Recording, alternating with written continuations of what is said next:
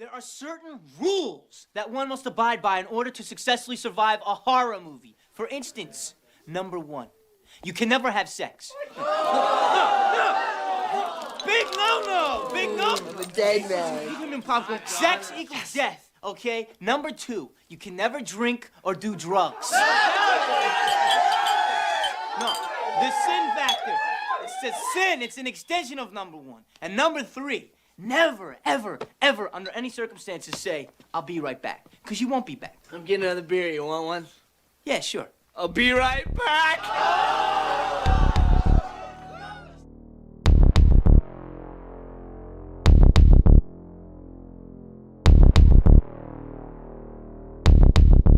So there will be no rules for this podcast, unlike Randy. And Randy. we may survive this podcast. I don't know. We somehow managed to survive episode 1, which in my opinion went quite well. I think it did. I think it was I feel for like our it first episode. We managed to keep on track, and we actually got it to an hour and a half, which was pretty spot on. That was a tasty hour and a half, especially when I was rendering that. It was down to 1 hour 30 minutes, and that was beautiful. Whoa, that's pretty tasty. See how this one goes. This is episode 2. Welcome back to the Dreadcast. Yeah, welcome back. We're back. There you go. Yeah, could have been we did episode 1 and went nope. Yes, no, I can't be bothered to do this. I can't be bothered to do this. Yep. It was fun. It was fun at first. It was. Talk about a new film that we both enjoyed, but now we have to go back and watch 4 other films that both of us haven't seen all in a long time. Yeah, I can't actually remember when I last saw Scream, or any of the Scream films. It's been well over a decade. For all of them. Oh well, I mean, Scream 4 especially came out about a decade ago. Well, Scream 4 was a decade ago. But I haven't even finished Scream 4 as of recording this. I'm still got like 20 minutes left, and I haven't seen the ending. I mean, I know how it ends, but you know. Yeah, I think you can probably stop there. To be fair. Yeah. Really. I know who the killers are. I know why they did it, which is in my notes. Which is this is a dumb thing to have in a film notes. Yeah. But we'll get to that when we get to Scream 4. Although I do have an interesting trivia thing, which is linked to Scream 4, which would have made it a bit better, I think. But it also a bit better. Yeah. Well, no, actually, it would have made it a lot better, and it actually links into a theory I had in the first episode. Interesting. All right. Well, we'll get to that when we get to the Scream 4 section. But for now, we're going to be going through the Scream franchise, apart from the one we just reviewed. We're going to be going through 1, 2, 3, and 4.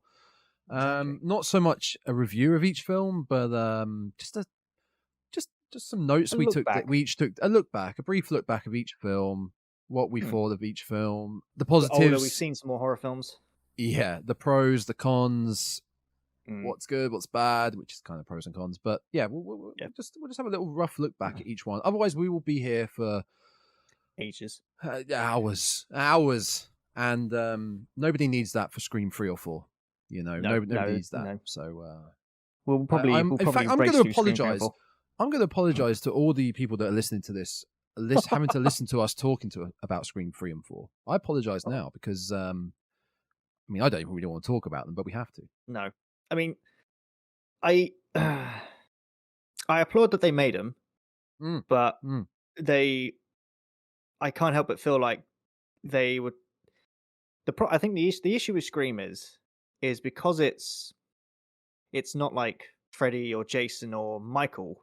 The issue with Scream is it was intended to be a parody, and of course every film since the first one, it's literally been, those two were the original Ghostface killers. I'm going to copy them, and then in Scream 3, it's like I'm going to copy them. And you eventually just come up with something new. But of course, obviously, Scream 5, they do exactly that. They copy the original killers. Yeah. But I feel like Scream 3 and 4, that's when they really started losing their plot. Yeah. But I think it was also around that time that slasher films were slightly declining anyway.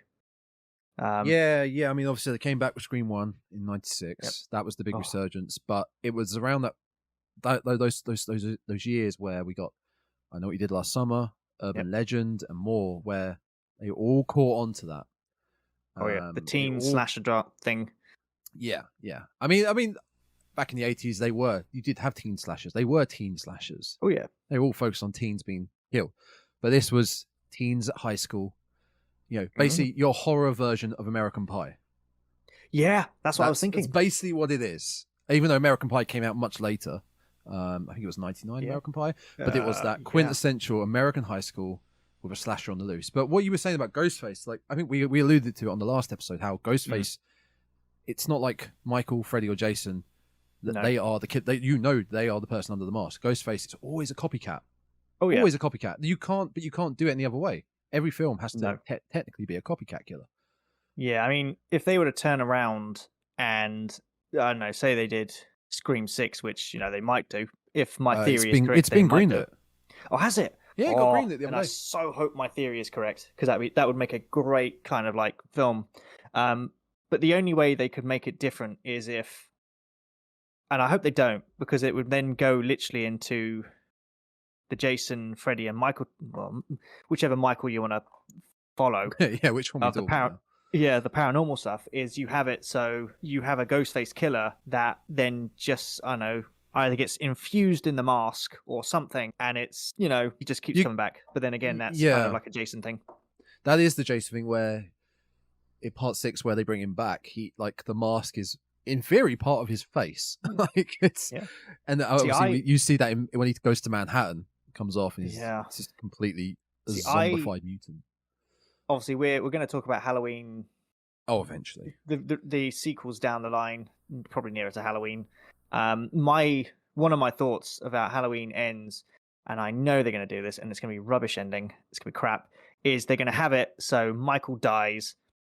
Someone picks up the mask and it goes, "Oh, the spirit of Michael is in the mask." Oh, you're like, oh no, please. But it has to be William Shatner that picks it up.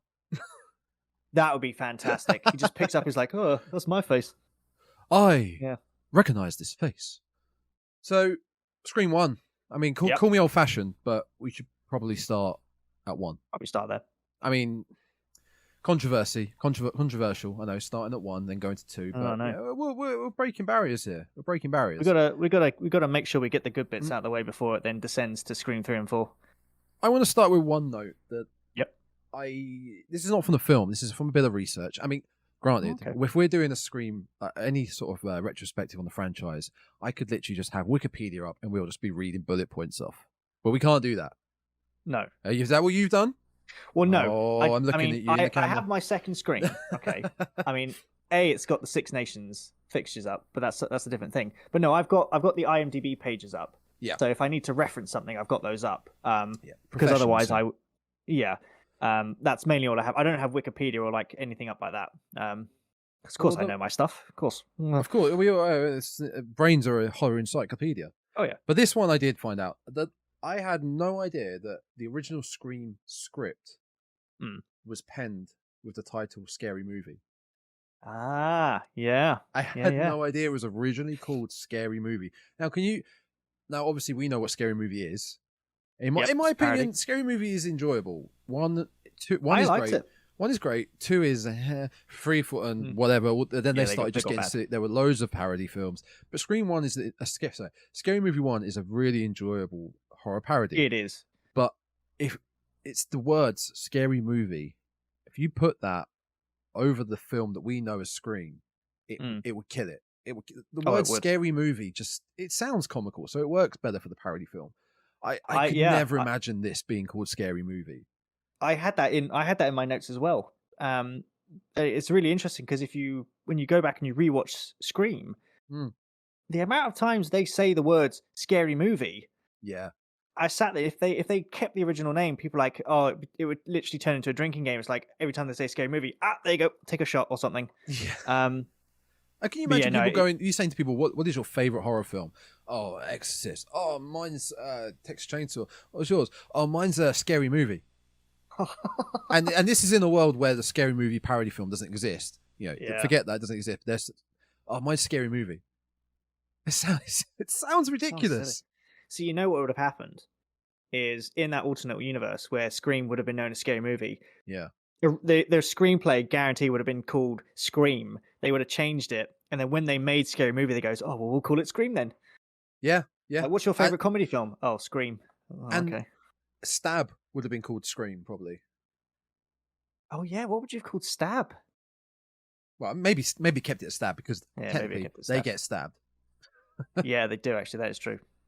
Yeah, so I love that little bit of trivia, that little what could have been to That is start quite this to the resurgence of horror in the 90s. The resurgence, yes. the big resurgence of horror in the 90s could have been called Scary Movie. Oh man. Oh wow. That would have been something else. That would definitely been something else. See what I like literally when I started watching Scream again was the fact that it is so 90s. Like from the second it begins, Yeah. you can just feel it oozing late 90s from I'm a like the sucker. clothes, Yeah. like the phones they had, and everything. You're like, oh my god, it's like, yeah, I remember having that kind of fashion. Yeah. Well, I mean, I would have been 6 or 7 at the time, but it was like the flare, like the big jeans, the chains, like the spiked hair. I never left the 90s. Yeah, I mean, I still do that. Do wear that stuff. I'm a sucker for it. Yeah, it was just such a better time. Yeah, simpler time. Yeah, it was a simpler time. But it got me thinking, and when I was watching it, especially as the film goes on, is I was trying to effectively place the genre of this film. And actually, it's quite tricky. Well, obviously, the broad term could be it's a horror film. But when they were making it, I don't know who, it was one of the Weinstein people. Yeah, unfortunately, it was the Weinstein group. Yeah, I think it's the MPAA, whatever they are, the people that govern stuff. Yeah. They turned around to Wes and said, look, you have to cut so much out of this film. And they kept cutting and cutting to the point where Wes, I think he was like, if you cut any more, this film is going to be, the film would have been so empty of like gore and that lot. No, there's much in it, to be fair. He was like, it would ruin the film. And whichever Weinstein went in, he literally went in, said something, and then the company was like, oh yeah, keep all the gory bits in it. And Wes was like, what did you say to him? Went, it's a comedy film, just watch it as a comedy.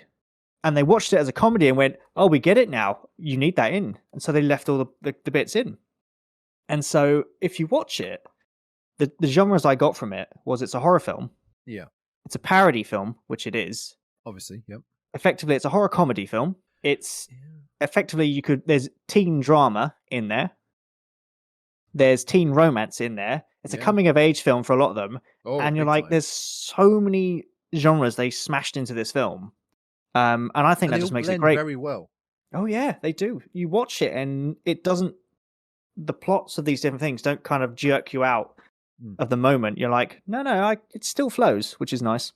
I think the comedy part of that, it can be subtly pointed towards Stu, Matthew Lillard, because it is dark. I think his performance as how goofy he is it makes him such a unique character. But it's like I said, it's a subtle kind of comedy. He's not telling jokes or whatnot, but it's his goofiness that adds to it. Yeah, it's the way he can play off saying something very sinister. But the way he did it, you're like, oh, what a harmless. It's kind of like, I'd love to be best friends with him. Like not really, towards the end when you get the reveal that Billy and again, we're not reviewing the film. No. Get over it. It's an old film. We may review it in the future when everyone's forgotten about this episode. If it's a brand new film, we will announce that there may be spoilers. But films that came out in the 90s, if you haven't seen it by now, go see it. Go see it. Go see it. Come back and listen to this, or just accept that you're going to hear a spoiler. Yeah, but when, like I was saying, when Billy and Stu are at the end, they're doing the business for they're stabbing each other to try and make it look like they're innocent in it. But when Stu has been stabbed, he's arrested. It's like, I'm fucking dying here, man. And then Sydney rings him. Is like, hello, did you call the police? Yeah, my dad's gonna be so pissed. It's like you're meant to be taking this guy as a fucking serial killer, but he's so goofy. It's quite funny. I must admit, I think that was one of the best actors. It was that moment, and he can switch it. He switched it back so far. It was like he was intense, this murdering psychopath. He's really going for it, and then literally as soon as he realizes that the police are on the way, it's like he becomes just this broken teen. It's like you can see his mind is like, I've just made a massive mistake. Yeah. And yes, your parents are going to be pissed. But probably going to be more than pissed. But interesting bit is, so when Billy's on the phone to Sydney, Yeah. he's in the script. He was supposed to throw the phone towards Stu. Okay. But his hands were so slippery with the fake blood, he threw it and it slipped out of his hand, and it walloped Matthew Lillard straight on the head. And he improvised the line, "You hit me with the fucking phone, you dick." Yes. And they were like, Same "Yeah, thing. just leave it in. Just leave it in." Hit me with the phone. But Matthew Lillard only got the role because he, by chance, was in the building where they were holding the auditions, because he'd gone with his then partner for an audition that she was doing, and he got spotted by the casting director and went, "He's perfect for Stu." And he was. And that's how we got it. He It was literally a chance meeting between the two of them. Now, I have 2 segues here that I'd like to get into. Speaking of Stu, which we kind of hinted at on the last episode about, is Stu dead? Yes. Now, after yes. rewatching this, Stu gets really fucked up. Like, He does. He must have lost a lot of blood, and he gets a TV put on his head, dropped on his head. No, those are that's not a flat screen. That's a hard as hell. Old CRT. school, like VCR. Yeah, it's a TV. CRT TV. Yeah. How the hell would he have survived that? I mean, if Dewey can survive 4 films, Yeah. maybe Stu can. Yeah, I mean, that is my. I mean, obviously, my theory is, when we were discussing Scream 5, was that Stu is alive. Yeah. I still think he is, because even Matthew Lillard, even he himself was like, "Oh no, Stu is alive. He's definitely alive."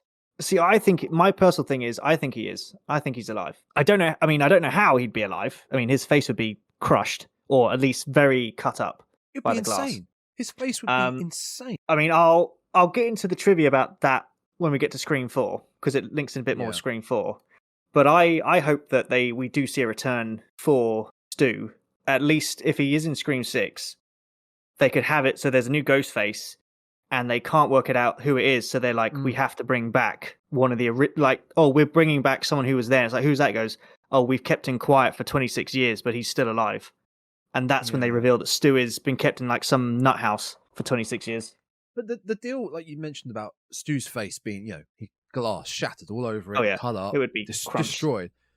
At the end of Scream, so he would have had to have got the TV off his head while bleeding out, escaped the house, avoided hospitals, because that would have been pointed out to the police. Like, what the fuck has happened to this guy? What?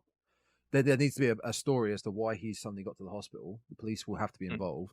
Granted, it's a small town and whatnot, but how he managed to do all that and survive and sort of be on the run and be hidden from the world until this point that's quite tough. I mean, that'd be one way to do it. Or the other way you could do it is, he was still in the house after, because obviously they go in, and also the reporter says, "Oh, we've got the bodies," or the 2 Ghostface killers are, they were stopped. But could it be that when the paramedics were in and they took the TV off, they were like, "Oh my God, this guy's still alive," and they then take him to hospital? But of course, when Sydney said Stu was part of, I killed Billy and I killed Stu, and they were the killers. If Stu's still alive, they'd be like, "Shit, we got to get him arrested now." True, that is true. I'm sure they'll work out a way to do it, but I hope they do. If I hope they do. If they plan to bring him back. Because, I mean, most people, of all the characters who want to return, they want to see... I mean, Billy returned in Scream 5. Yeah. I would love to see Stu return, because he's one of the standout characters from that film. Yeah, agreed. I'd love to see him back. It'd be so great. My other segue about, you were talking about Stu's role. Yeah. I was finding out about how Courtney Cox got the role. Oh, yeah. So apparently she actually pursued the character of Gale. She wanted it big time. And the reason being was that she wanted it to sort of offset her nice, plucky, positive character in Friends. She wanted that bitch character to show 2 different roles. Because Friends, 96, Friends have been out for about a year and a half, probably about a year when they started filming this. They probably started, I don't know when they started filming, maybe 95?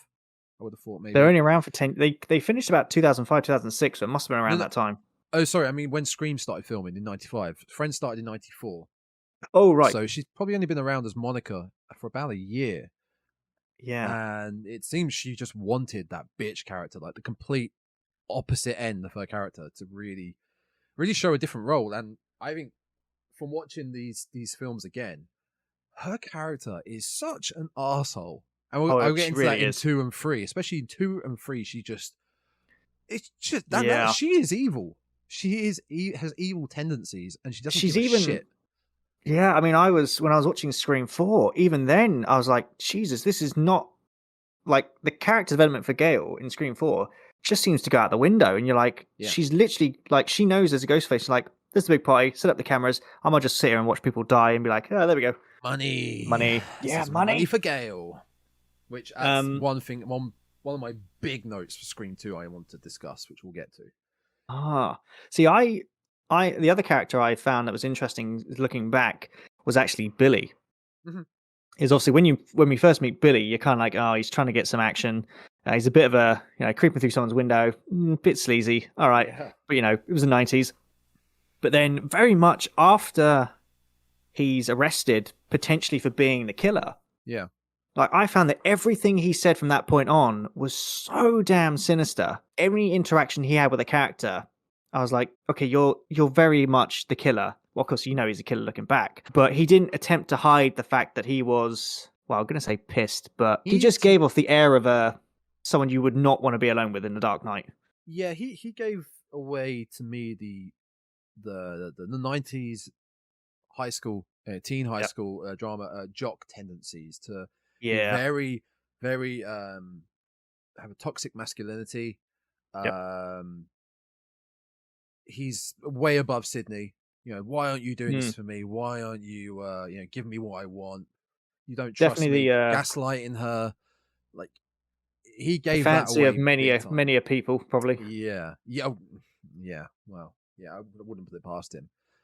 No, he didn't give away the impression of being a nice guy in general. Like, before this happened, as being the boyfriend of Sydney, I can't imagine they had the most loving relationship, stable of I must admit, it is an interesting that obviously Sydney, before I think she goes through everything, is very much a sweet person.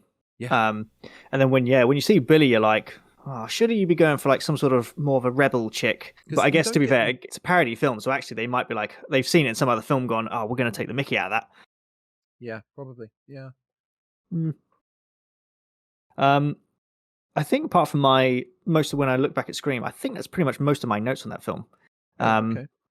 It was, such a great film.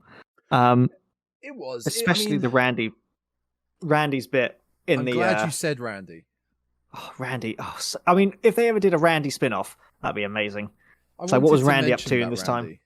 I wanted to mention about Randy because the note I took down after watching Scream 1 simply needs more Randy.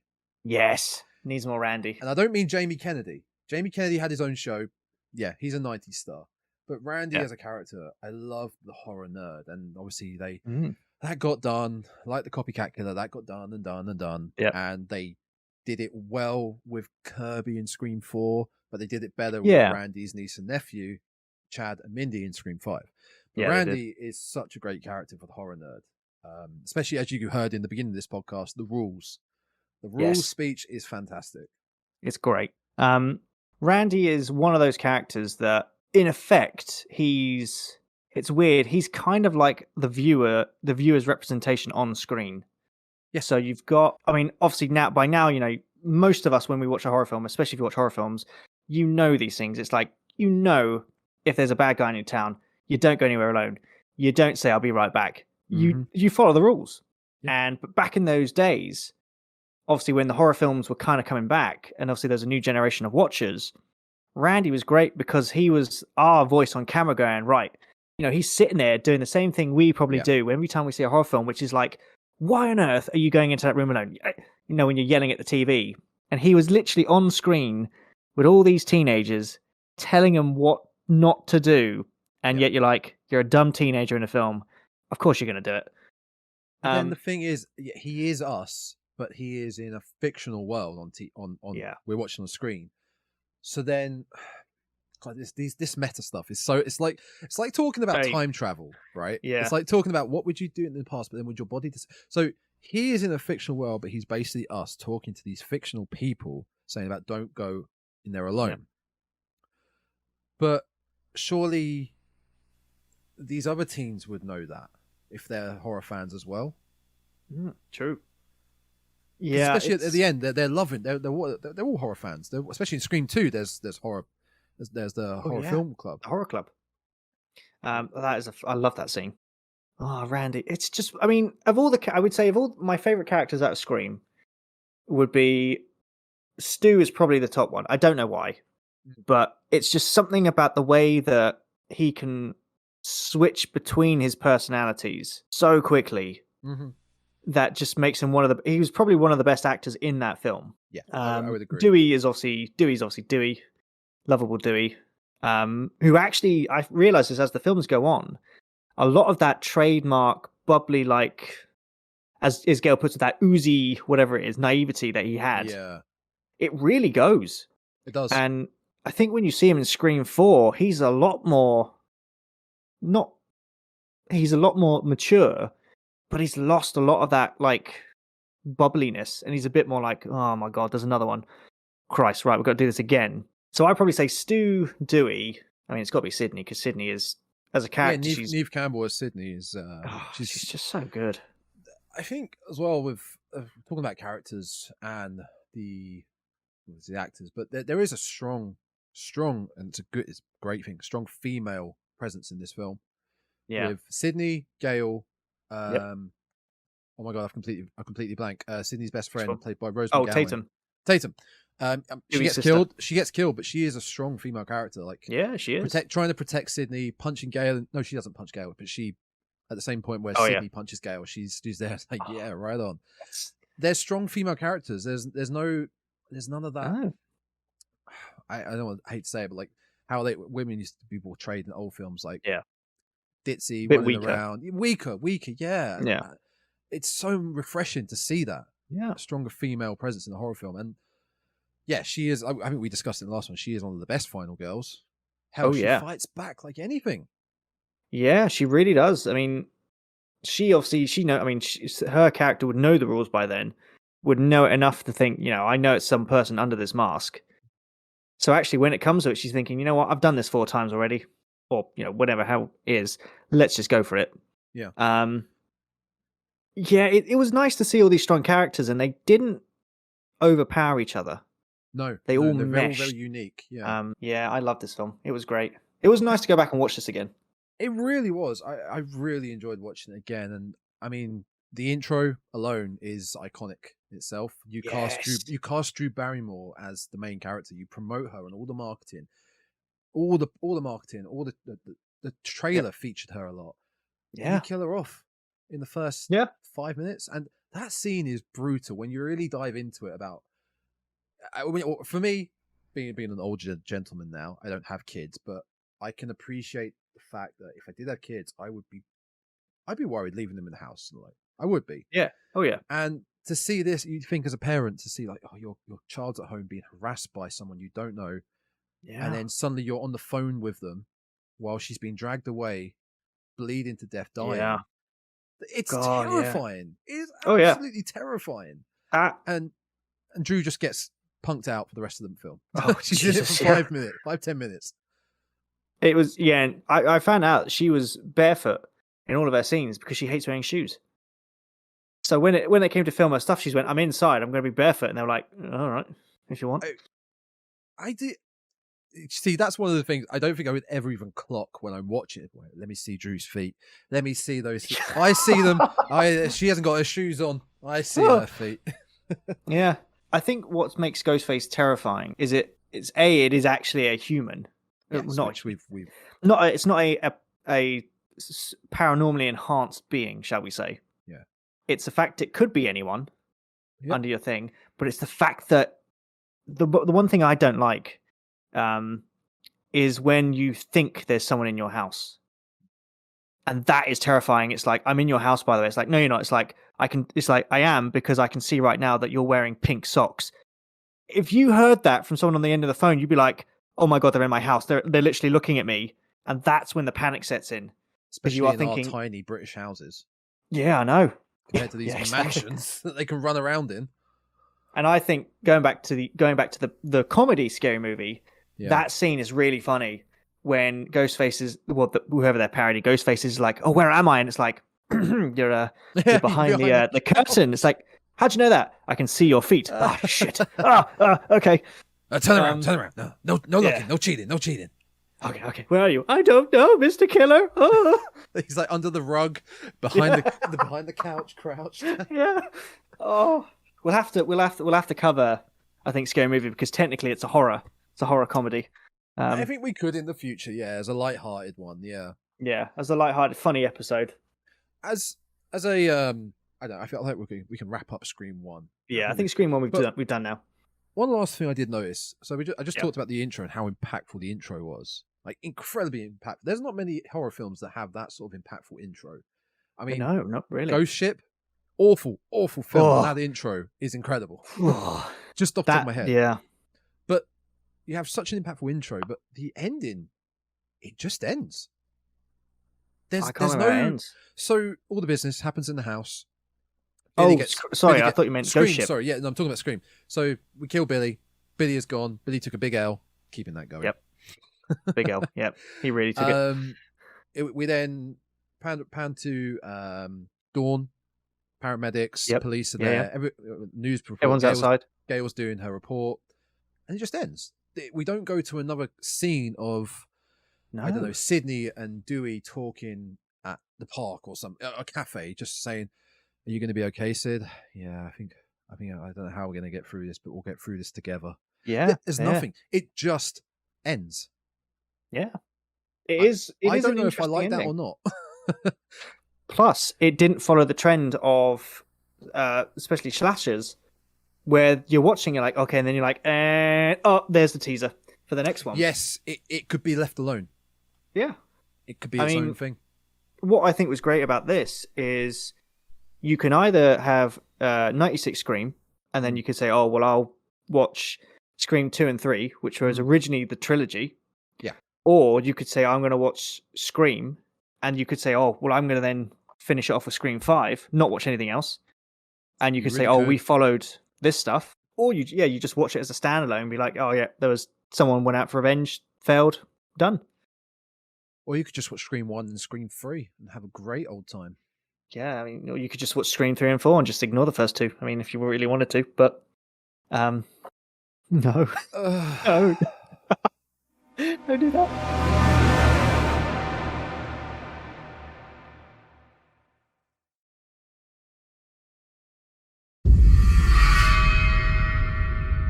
As we just talked about the intro to Scream 1, we'll discuss the intro to Scream 2, because that's what we're moving on to.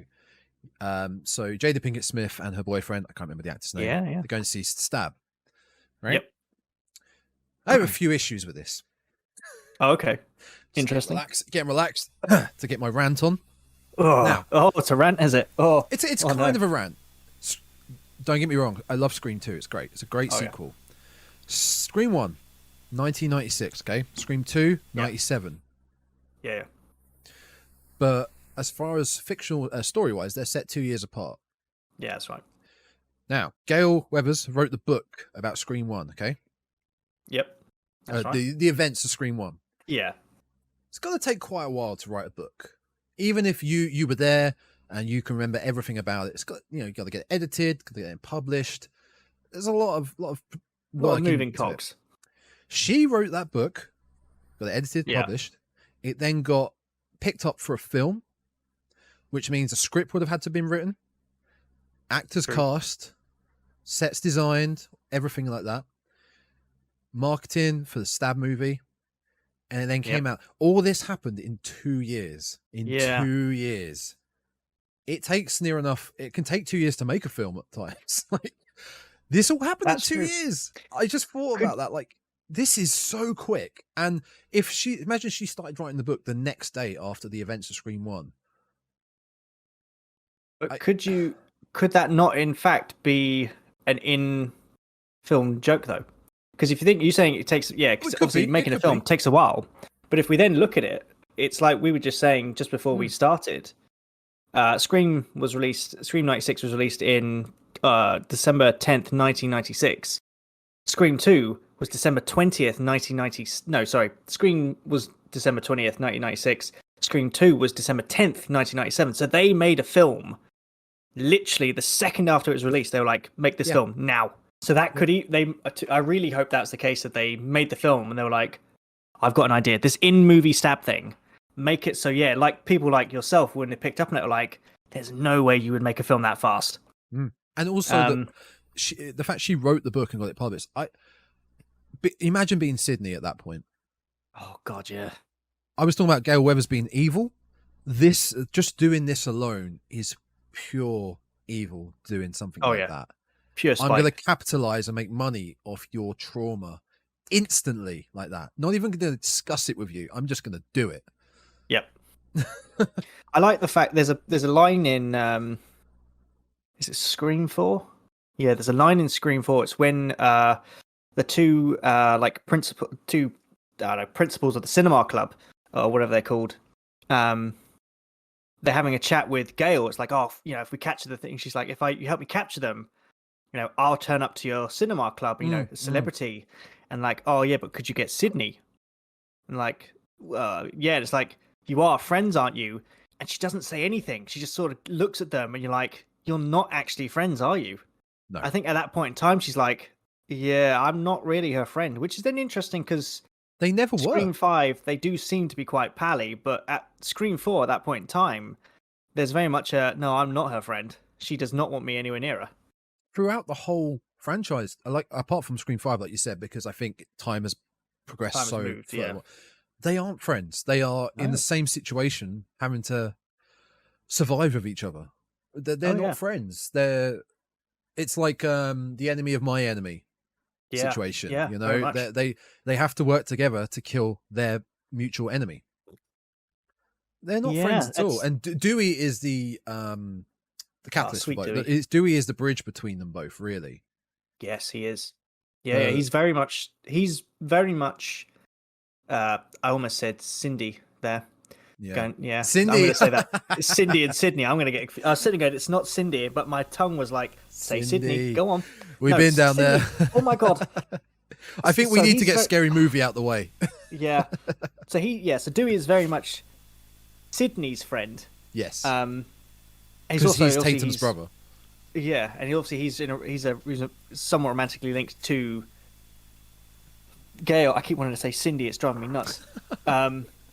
And yeah, you can see he does get stuck in the middle because it's like, well, who do I pick, my friend or my partner? But even then, that is great, like chemistry between them. Where obviously Scream 2, she comes back to the killings, and he very much is like, of course you would come back. Yeah. You are always here when these things happen. It's like a bad juju.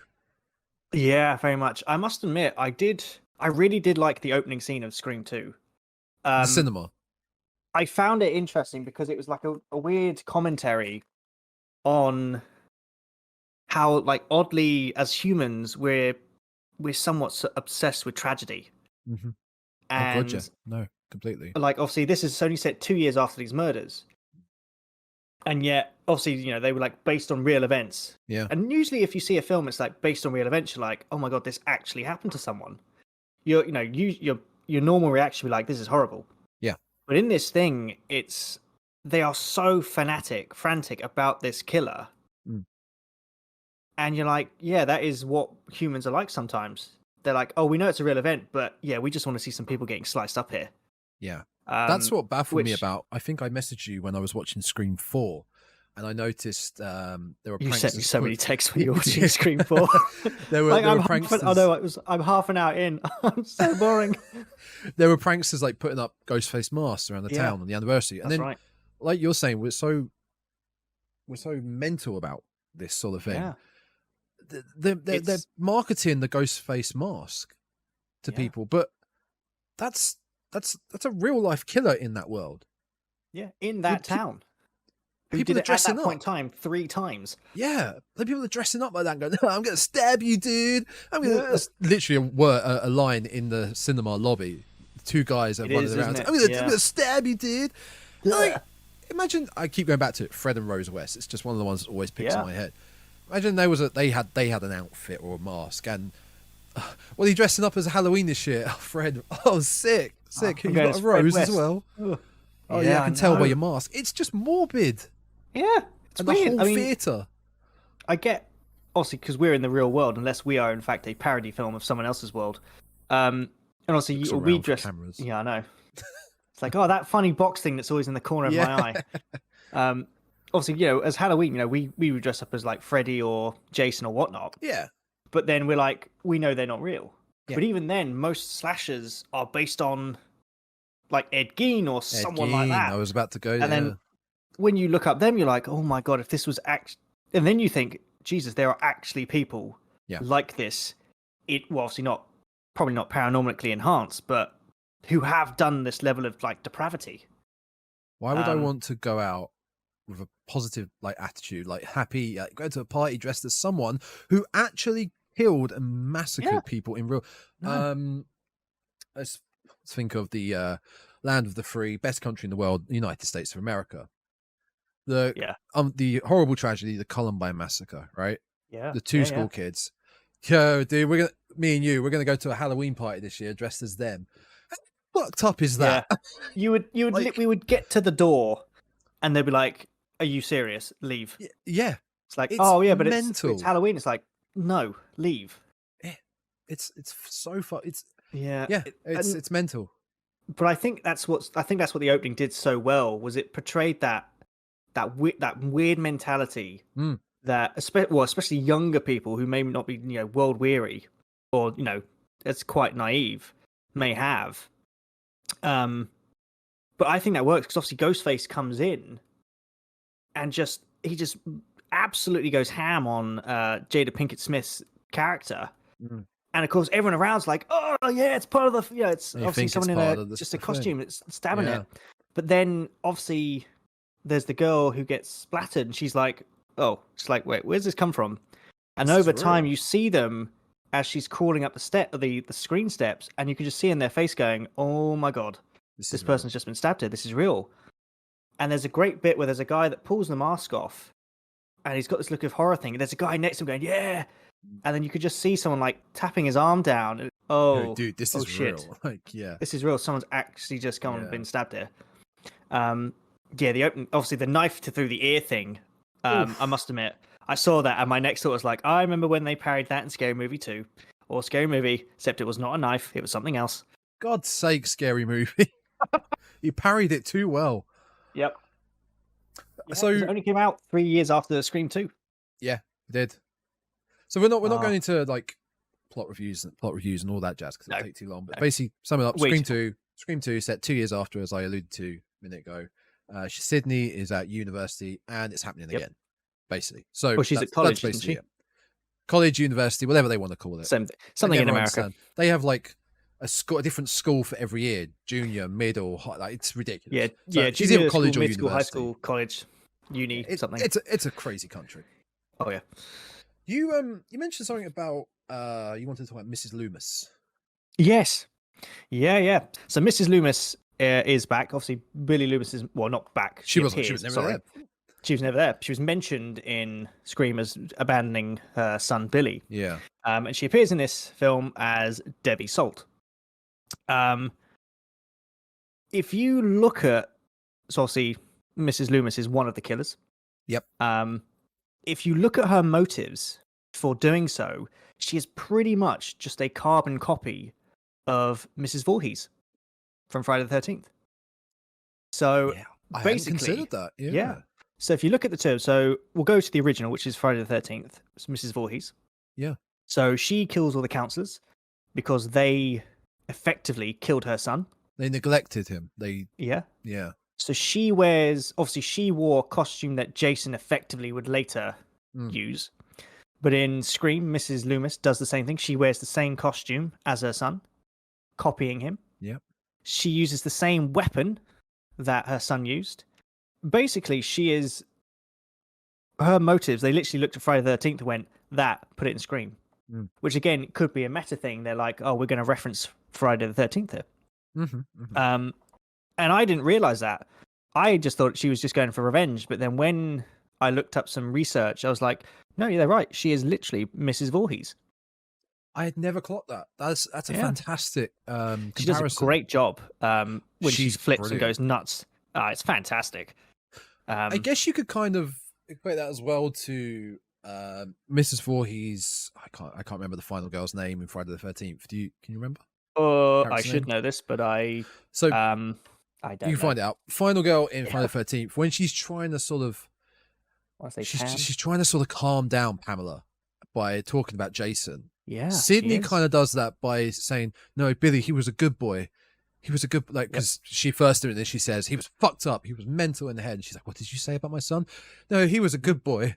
So trying to calm her down, get on her level. Alice, okay, Alice. There you go. She kind of does the same sort of thing. Yeah, she does a bit, doesn't she? We're talking about Mrs. Loomis.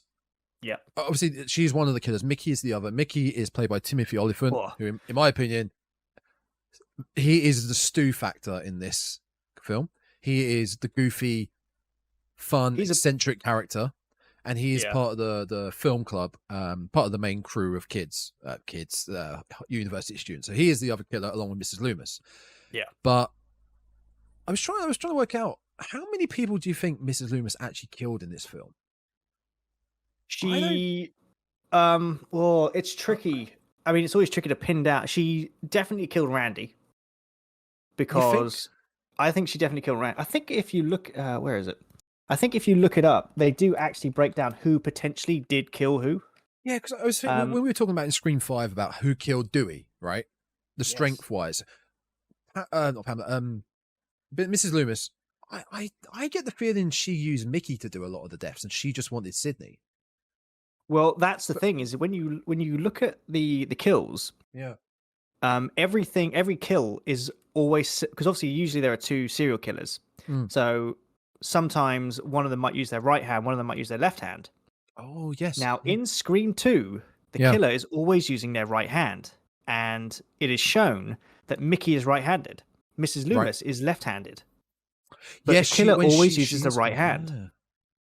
So she is responsible. So there's only one she's responsible for, and that is Randy. She definitely killed Randy, because obviously at that point in time, Randy is literally going ham, and is literally just is ripping her son to pieces. Your boy was a psychopathic little mama's boy. Yep, exactly. It's speculated that she killed Phil, the guy from the cinema, stabbing him through the ear. Yep. And it's also it's potentially that she killed Cece. But when she kills, no, actually, yeah, I think she does definitely kill Randy. Yeah, she kills Randy because Mickey at that point in time is with one of them. So when she kills Randy, if you look at the reflection that she has in the wing mirror, it looks like she's using her left hand because it's mirrored. So actually, when she's doing it, she's actually using the right hand, but it gives the impression that it's a different killer. That's a great little thing to pick up on. I had never noticed the different left or right-handed. But yeah, Timothy Olyphant, when he reveals himself to be the killer, his speech about the trial, and you could just see that madness behind his eyes. Yeah. And I think that's quite clever because obviously Stu and Billy, I keep wanting to say Billy's name wrong. You mean Cindy, right? Yeah, Cindy. Cindy and whoever, Mindy and whatnot. So in the first one, it was very much Billy's idea. Yeah. It was like, I'm getting revenge. And Stu was just the guy that was along for the ride. He was like, she's the weak-minded. Yeah. Exactly, the weak-minded person. In Scream 2, Mrs. Loomis is there for revenge. Yeah. Because she hates Sydney, even though her son was messed up. Whereas Nicky is just nuts. He's deranged anyway. And to him, it was like, I'll take the fall. I don't care. Yeah. So he's just along for the ride. Yeah, Mickey doesn't really have, compared to a lot of these killers, he doesn't really have the biggest motive. Compared to all the film killers. He's kind of getting off on it. Oh yeah, he's really getting off on it. Yeah, and his speech when he does that, it's like, there's going to be a trial. I'm going to be the killer. I'm going to be the biggest thing this century. He's so excited. He's so excited for it. And you're kind of like, yep, no, I can see that. Yep, okay. When you were talking about in Scream 1 about the different genres as well. Yeah. About they are horror films, but there's so much more. They're they're also not, in my opinion, from a big horror nerd, you know how you feel the same. Not that scary. No, they're really not. And actually, I noticed that a lot of the kills are off screen. You see stabbing, but you don't actually, apart from a few minor hits, most of it's never shown on screen. Yeah. And with that point, in my opinion, I think this is one of the best jump scares in the franchise, which is Randy's death, because you just talked about Randy's death. So again, needed more Randy in this film. It's like Pooch. Everyone should be asking, where's Randy? There should be more Randy. Everyone should be asking when Randy's not on the screen. Where is he? And his death, he's doing the speech. He's talking to the Ghostface killer, and it just comes out of nowhere. He's just talking. Like, whoa! It just gets dragged into the van. It's not like come get me with the music blaring up. Suddenly silence, and then jump scare. It just happens. It's a great jump scare. I think Randy got more screen time in this one than he did more in than Scream. The first one. Yeah. There's a great scene where it's after it's revealed it's the Windsor College murders. I think it's the Windsor College murders, which is the setting for the second one. It's after Sydney appears at the movie club, the movie club. Yeah. Bit where they're all talking about how sequels are terrible. Yes. And I thought that was fantastic. That's a great scene. I mean, especially with horror films, you usually don't get much better than the first film. Yep. And he leaves with Sydney, and he puts on a British accent, a terrible British accent. He does. And he was only supposed to do it for like a line. But for some daft reason, he just kept saying the stuff in this weird accent. They kept it in, and afterwards they were like, "Why'd you do that?" He went, "I don't know. I don't know why I did that."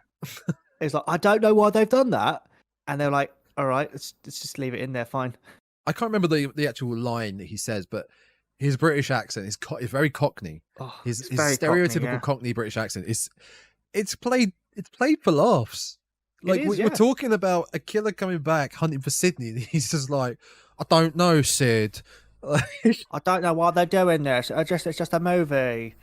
The flip between, like you said, the genres, just subtly, it works so well. He's got that swag walk. It's like, just popping his shoulders up and down. You're like, oh, he's just loving this, isn't he?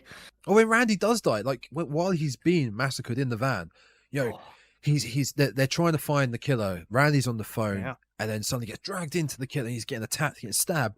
But while it's happening, 3 guys on the boombox dancing just walk by, like, yep. Just to hide the noise. Like, okay, this guy's getting brutally massacred, and we're like, oh, this is just to cover it up. I must admit, it's obviously, it's Rand is. I think it's probably safe to say Rand is probably one of our favorite characters of this franchise. Yeah, completely. But even when he's being murdered, he's still being Randy, and all you can hear from his fan is oh. It's a very Randy death, isn't it? Because most people, when they get killed, it's like, oh, it's horrible, but he's just like, oh, ow, oh. Yeah. And like, you just sit there going, they must have just been laughing their asses off listening to this bloke in this van. They're like, just leave it in, it's Randy, it's fine. This so film in good. particular, this is the one that felt like we're now at the point we're like in the same sort of universe as I mentioned before, Urban Legend, I Know What You Did Last Summer, because the actors cross over. So you've got 2 actors from here, Joshua Jackson, who was in Dawson's Creek, he's in this, and Rebecca Gayheart. They are both in Urban Legend. Have you seen Urban Legend? I don't think it's a slasher at the same point where the killer kills people by other. I believe I've heard of it though. And they're in that, but it's around the exact same time. And Rebecca Gayheart played one of the sorority sisters in Scream 2. There were two women. But then you've also got Buffy, who is Cece, Sarah Michelle Gellar. She is in I Know What You Did Last Summer. So it all feels, they all kind of feel like in the same universe, but they're not anyway. It's just because it's the same actors in that same era.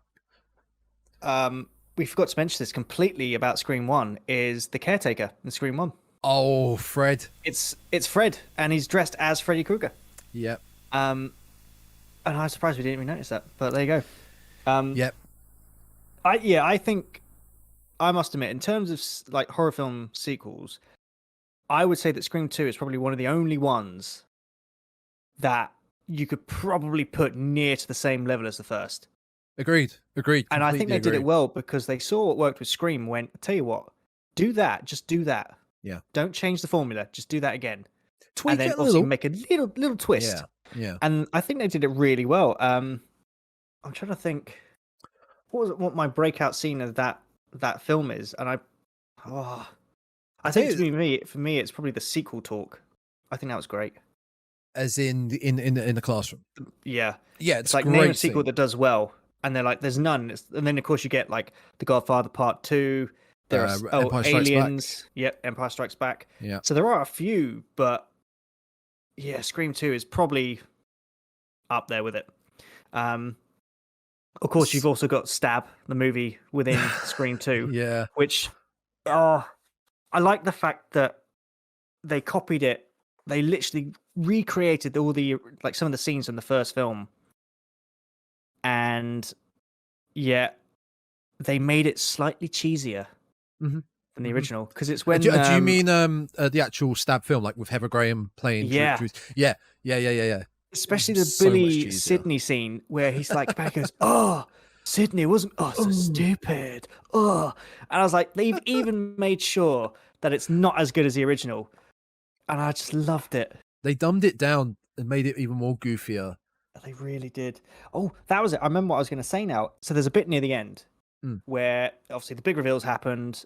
We've got past that weird theatre bit, which is odd. Oh my god, it's a bit of an odd thing. And they're kind of revealing their like how they met each other. And I think Mrs. Loomis says, "Oh, I found Mickey on the Psychopaths Anonymous online group." And if you remember in Scream 5, it's like originally it goes, "Oh, we met on the Psychopaths online group." And I sat when I heard that, I was like, clocked that "That's myself. what it's referencing." There we go. Back when they probably were on AOL. Yeah. Oh man, AOL or Bing or something. Ask Jeeves. On dial-up, we met on the dial-up forum. Dial-up. As far as the theatre performance bit, which you had two theatre performance segments. You had the bit with Cassandra, Sydney. Cassandra. Who's Cassandra? No, Cassandra. What she was playing, wasn't she? Oh, okay, yeah. I thought you meant another character, just some like, random like character, Cindy. Cassandra. You had two scenes with that. You had the first one where Sydney they're like rehearsing. Yeah. And then the other one was the fraternity bit where they captured Derek. Speaking of Derek, side note, I thought Derek was an awful character, her boyfriend. He's not really needed, is he? No, he's not needed. But the fraternity captured him. Fraternities suck. I hate the idea of hazing them fraternities. It's just awful. Thankfully it's really an American thing. It's not really over here. Hopefully it's not over here. Well, it probably is. I don't know. I don't remember at uni, and thankfully I don't remember or ever seeing it. But those scenes are to me probably the weakest of the film. The anything that's happening in the theater, apart from like Mickey's speech and the end bit with Mrs. Loomis.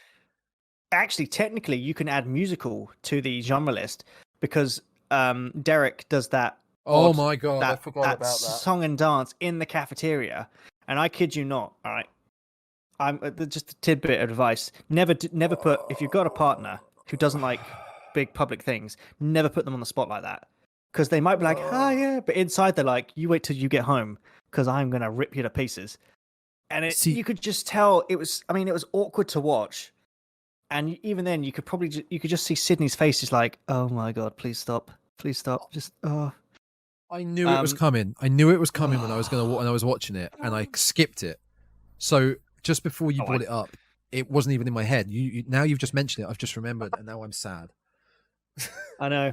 I'm sad now. I couldn't skip it. I was like, I have to see it. But it was interesting. There's a lot of stuff in Scream 2 that when I went back to watch it a second time, I was like, I just totally forgot about that. I completely missed it. I think that's good when you do a retrospective because you can be like, oh yeah, I forgot about that. Thankfully, I forgot about it and I blocked it out of my memory. I was going to just end on the Cotton's character. Oh yeah, the falsely accused. Well, that we kind of know falsely accused. Killer of Sydney's mum. I like his portrayal. Liev Schreiber. Liev Schreiber, yeah. Very weird name, but I love his portrayal of Cotton, and towards the end where he's like, it was like the standoff, the Mexican standoff, where Mrs. Loomis has got Sydney in the hold with a knife to her neck, and Cotton's like, who should I help? Who should I kill? And all that's going through his mind for that whole time is, what the fuck's going on? What the fuck should I do? Why am I here? What is going on? He's fantastic. I found doing that all he can to prove his innocence, but at the same time, he's not coming across very well throughout the whole film, trying to prove his innocence. I noticed that he doesn't really raise his voice. No, he's at all in the film. Very monotone, it's very like controlled, like tone, to the point where you're like, okay, I can see why they're kind of like pointing at him to be the killer. Yeah, but yeah, he's very controlled.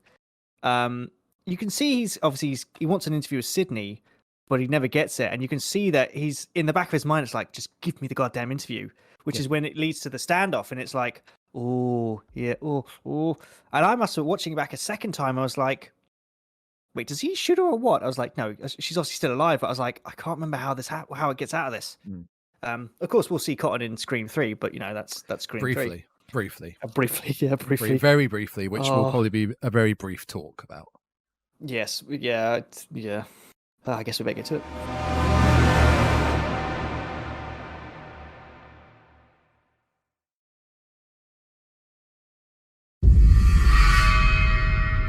So, before we get into the hidden gems of the franchise, Scream 3 and 4, I just want to read. Yeah. I just want to read the blurb on the back of my Scream VHS box. Yeah. It's a re-release from '97. It's not the '96 release, but it's classic enough. Because I just noticed something on the back here that you probably won't get nowadays. Nope. So let's definitely read. Not. Critically acclaimed as the definitive horror thriller of the '90s from the master of genre, Wes Craven. Now, that's talking in the past tense, like it's already happened. Scream will terrify you beyond belief. Here we go. The residents of a picturesque small town, including sexy stars Drew Barrymore, Courtney Cox and Neve Campbell. Sexy. They're sexy stars. I'm not ad-libbing. That's what it says right here. Oh, no.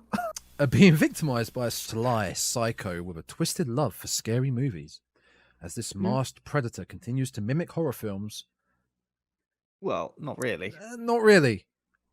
No. I don't think really there is much mimicking going on there. Mimics.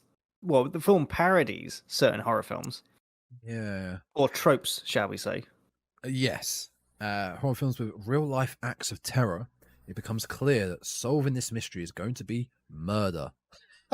An instant favorite with audiences for its unique style and edgy humor. Yep. This chilling, one-of-a-kind thriller will make you laugh until you... ... scream! Ah. See, so there we go. They got some of it right. Yeah. Apart from putting sexy stars and sexy. It didn't. But it just sexy stars, right? It didn't say male or female, but it only listed the female characters. Yeah. If they just went filled with sexy stars and left it, you'd be like, okay, you could say that's everyone then. But the fact that you then reference the main 3 female characters, you're like, ugh. Sexy stars, including David Arquette, Jamie Kennedy, and Skeet Ulrich. Skeet Ulrich, yeah. Sexy stars. Oh, man. Yeah, I just wanted to point that out before we got on. I just noticed that. And I thought that was... They could get away with a lot more in the 90s than they can now. And hopefully in the future, if we ever end up doing our video podcasts, which I think we'll do, you'll be able to see the lovely VHS tape that I'm holding up right now that you can't see. But just imagine it, listeners. Just imagine it. Let's audio describe it. It's a It's a classic VHS tape box, white cover. Yeah. Plastic box. Got Drew Barrymore on the front. Yeah. Courtney Cox on the side, on the spine. Courtney Cox on the side. Yep. It's it's a VHS tape. I mean, sexy stars on the back. What it is. Oh, there's the sexy stars. Yep. Who's the person above it? Is that Drew Barrymore? Yeah, there she is. Yeah. Oh god, yeah, she looks terrified in that. But she's sexy. But she's sexy. Let's not forget that. Whilst doing it. No. It's a sexy film, T. It's a sexy film. Exactly. Sexy film. Do you know what's not a sexy film? What's that? Scream 3. Yep, no, definitely not. Just choke on my tea as I drink that. Oh boy. Oh man, no, Scream 3. I mean, I didn't even rewatch it because I remembered what happened in it, and I remember. I mean, I think the problem is it's really quite confusing as to what on earth is going on in this film. It is a bit, yeah. Because I mean, this came out. This was 2000. Yeah, 2000. It was. You knew that it was going to parody certain films. Obviously, yeah. And then, of course, we had the build-up. It's like, oh, you've got the Stab films within the Scream films. Yeah. Which, interestingly enough, when we're first introduced to Hollywood or LA, they've just released Stab 3. Yeah, so we've gone past Stab 3. Sorry. Yeah, we've gone past Stab 2. We haven't seen Stab it 3. though. Yeah. No. And of course, they're making it, but of course, it's the first Stab film that's not based on any actual real life, shall we say, air quotations. Yeah. Events. I think the issue I had with this was you're watching a Scream film that is parodying a film, but they're like, oh, let's make the plot of this film about the parody of a film that doesn't exist. Parodying a film within a film about a film that doesn't exist, going wrong, that's going to inspire another film. Yeah. And at that point in time, I think, okay, you're really, really confusing here. Yeah. It's the loop that just keeps getting confusing. Like, so we're doing that, but we're doing this, and we're doing that, but we're doing that. It's weird because too convoluted. Yeah, because Stab 3, I think the plot of it was they're returning to Woodsboro, so you've got all the original settings from the classic film, and then it just goes. I don't know. It just goes sideways so badly. That's one thing that bothered me with. So, like you said, they're working on Stab 3. They've got new characters played by actors in the film, who are your cast. So the cast of your film are the actors playing the new characters in Stab 3. Yeah, that's right. And as you said about the sets, they've got the Woodsboro, the houses all set up as they were, but they've got the detail somehow down to a T, like Sydney's room. Apparently Sydney has told them how her room was. Her TV was there. Like she had these books up. It's down to when this is around the point where Sydney is back around. She gets chased around the set by whoever Ghostface is, and she's running around her old house or the Stu's old house. And the Maker house. Yeah. No, it is actually Sydney's house. It's Sydney's house because it's her room. Yeah. But how do they know how exact her room looked? Yeah, It's too much. Yeah. They just went like I said, convoluted. It was a bit. There was too much into it. They made it over complicated. They went a bit too meta. I think. Just don't like talking about this. Because you really didn't like this, did you? I didn't even rewatch it because I just thought it was so bad. It was. And the thing is, I looked. I mean, I will admit, I didn't watch this film again. I just read what happened. Yeah. And I kid you not, if you go on the IMDb pages for Scream 2 and Scream 4, like the Scream 2 and 4, Scream 1, 2, and 4. Yeah. It's not a massive chunky bit of like plot summary. You go on Scream 3, this thing's like a full-on university essay. Yeah. It went on so long, I was like, I'm getting bored reading this. And I sat there and goes, if they've crammed all of this in one film, I'm like, it's no wonder this was the second lowest grossing film of the franchise. Yeah. And as we did our homework for watching all these back, I did Scream 4 first because you did. I started watching it at my work break at lunch. My work break at lunch, my lunch break at work, and it was only because it was the ease. It was on Netflix, so I popped it on. Yeah, like, right, I'll tick this off. And the other films I acquired through other means. Yep. Thank you, private internet access VPN. So I watched Scream 4, and now Scream 3 was the last one I watched, and I hadn't seen them in so long. I think I prefer Scream 4 to Scream 3 now. I think Scream 3 is at the bottom tier. This film is... I can imagine. It's a mess. It's a mess. That's the way terrible. to describe it. It's a mess. And the one unique thing, I don't know if it's unique, there's only one killer. It's only Roman. It's the director. It's the director, and it is. He's the only killer. Was two. I may be wrong, but I mean, I watched it a couple of hours ago. Yeah, you did actually. So you're probably right. It was only Roman, and he's just he has the same sort of same kind of mentality as Billy. Like he's just only one. Oh well, that is unique then. Yeah, usually there's two. It feels a bit like a stretch to make him the killer, like they did in Scream 4, it being Sydney's cousin. It's like who can we make? Oh, it's like her stepbrother or whatever. It's half brother. it felt desperate. And Yeah, also, I could kind of tell, even though I knew the killer, watching it, I could tell he was going to be involved. Yeah, I mean, I can't remember when I first saw this film. It was a few years ago that I probably watched it. And when it was revealed that it's at the end, it's like, oh, I'm your half brother, and I'm pissed that your mum didn't say I was a son, so I've decided I'm going to come back, punish you all, murder everyone.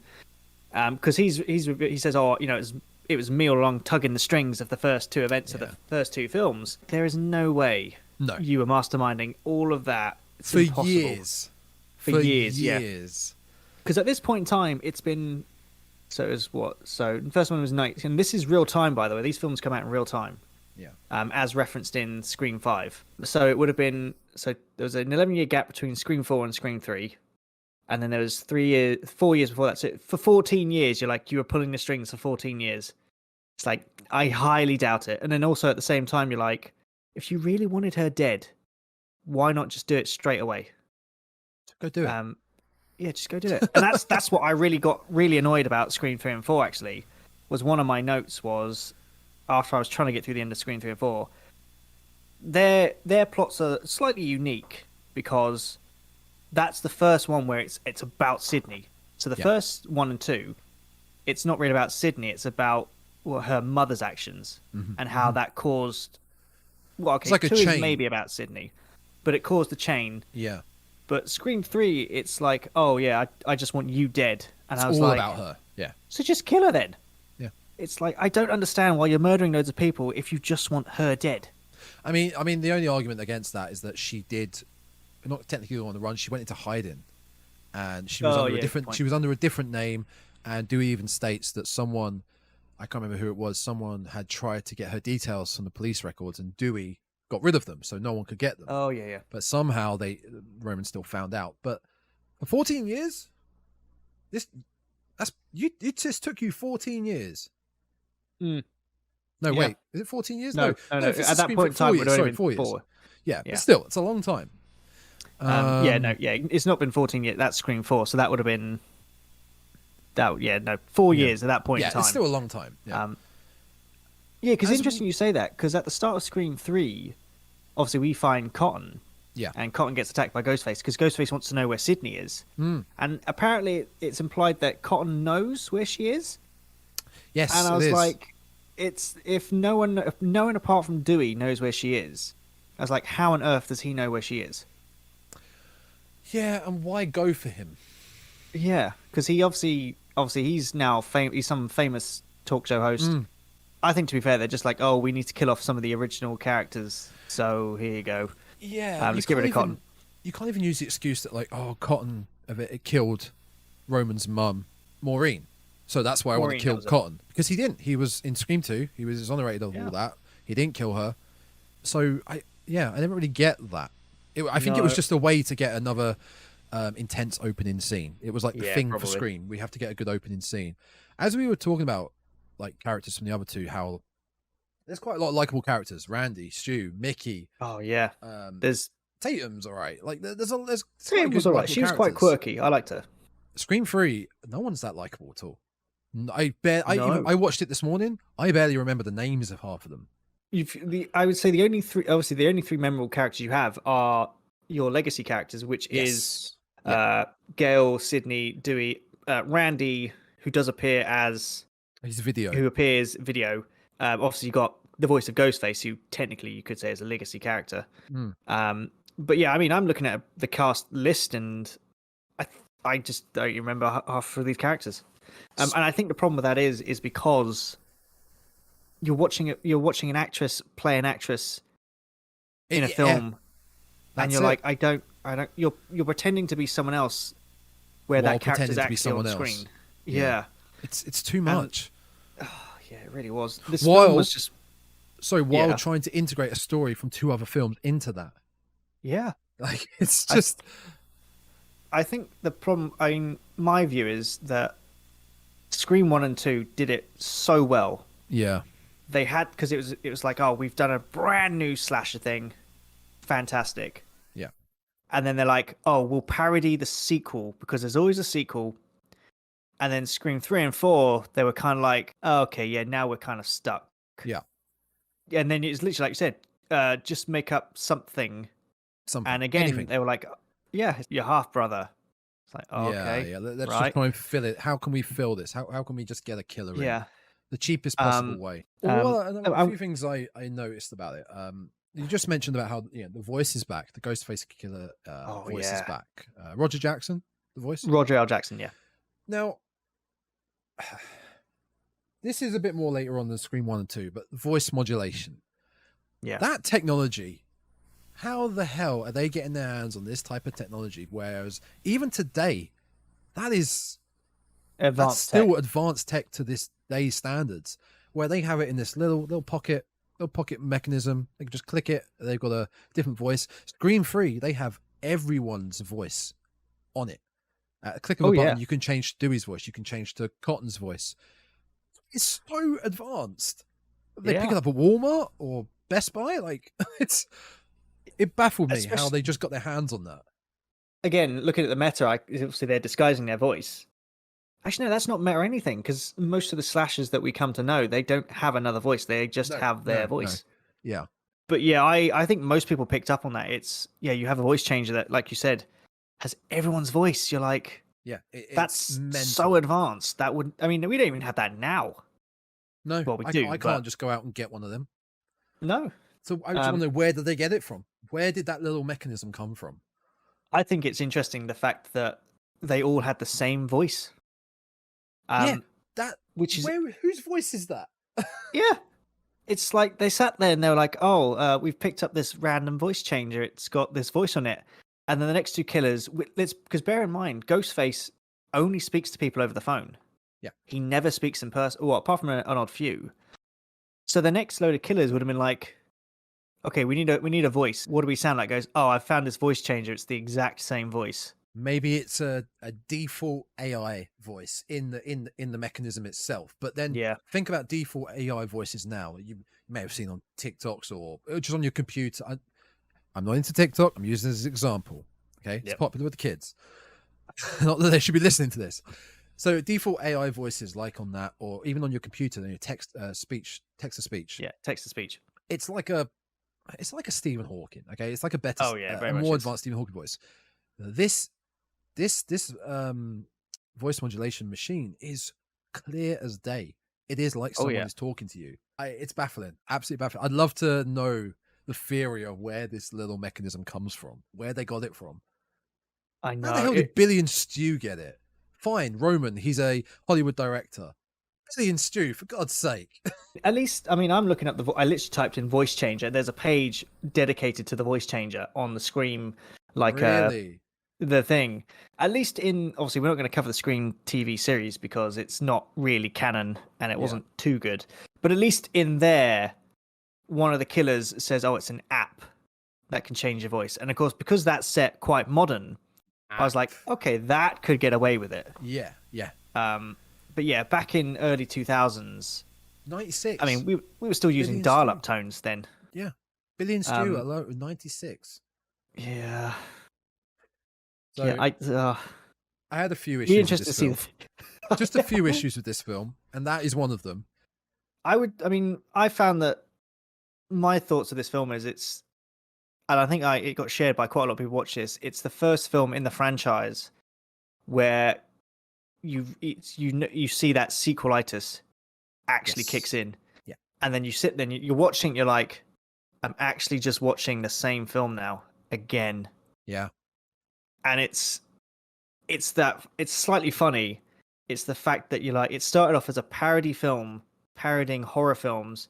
And when you watch Scream 3 and 4, you're like, I'm sorry, but you're a parody film that's now parodying yourself. You didn't know when to quit. Yeah, exactly. They should have. Scream 3 was supposed to be the last one. Yeah. Well, even on the poster, it's like, this is the last one. Yeah. And then, of course, they brought it back 11 years later, and you were like, you should have just left it. Just let it die. Yeah. Which I'm now glad. I'm weirdly glad they brought it back now because it worked. Yeah, Scream 5 works. It worked so well. Obviously, there were some issues that we covered in the first episode, but it was so much better than the last two sequels. Well, Very we had much. I've just noticed that Jay and Silent Bob were in this film. Yep, the little cameo. That's how goofy it was. Because they were on the Hollywood. They were on the sets. In Oh, Hollywood. of course they were, weren't they? And they were no. of the era. They were of the Oh, era. They had to get a little cameo in. God, that's bad. But I know that. Sorry. I know that Carrie Fisher was in this. That was one of my points. She was, and she states that she was so close to getting the Princess Leia part. Yeah, But because she's not actually called Carrie Fisher in it. No, because she was playing a Carrie Fisher lookalike, wasn't she?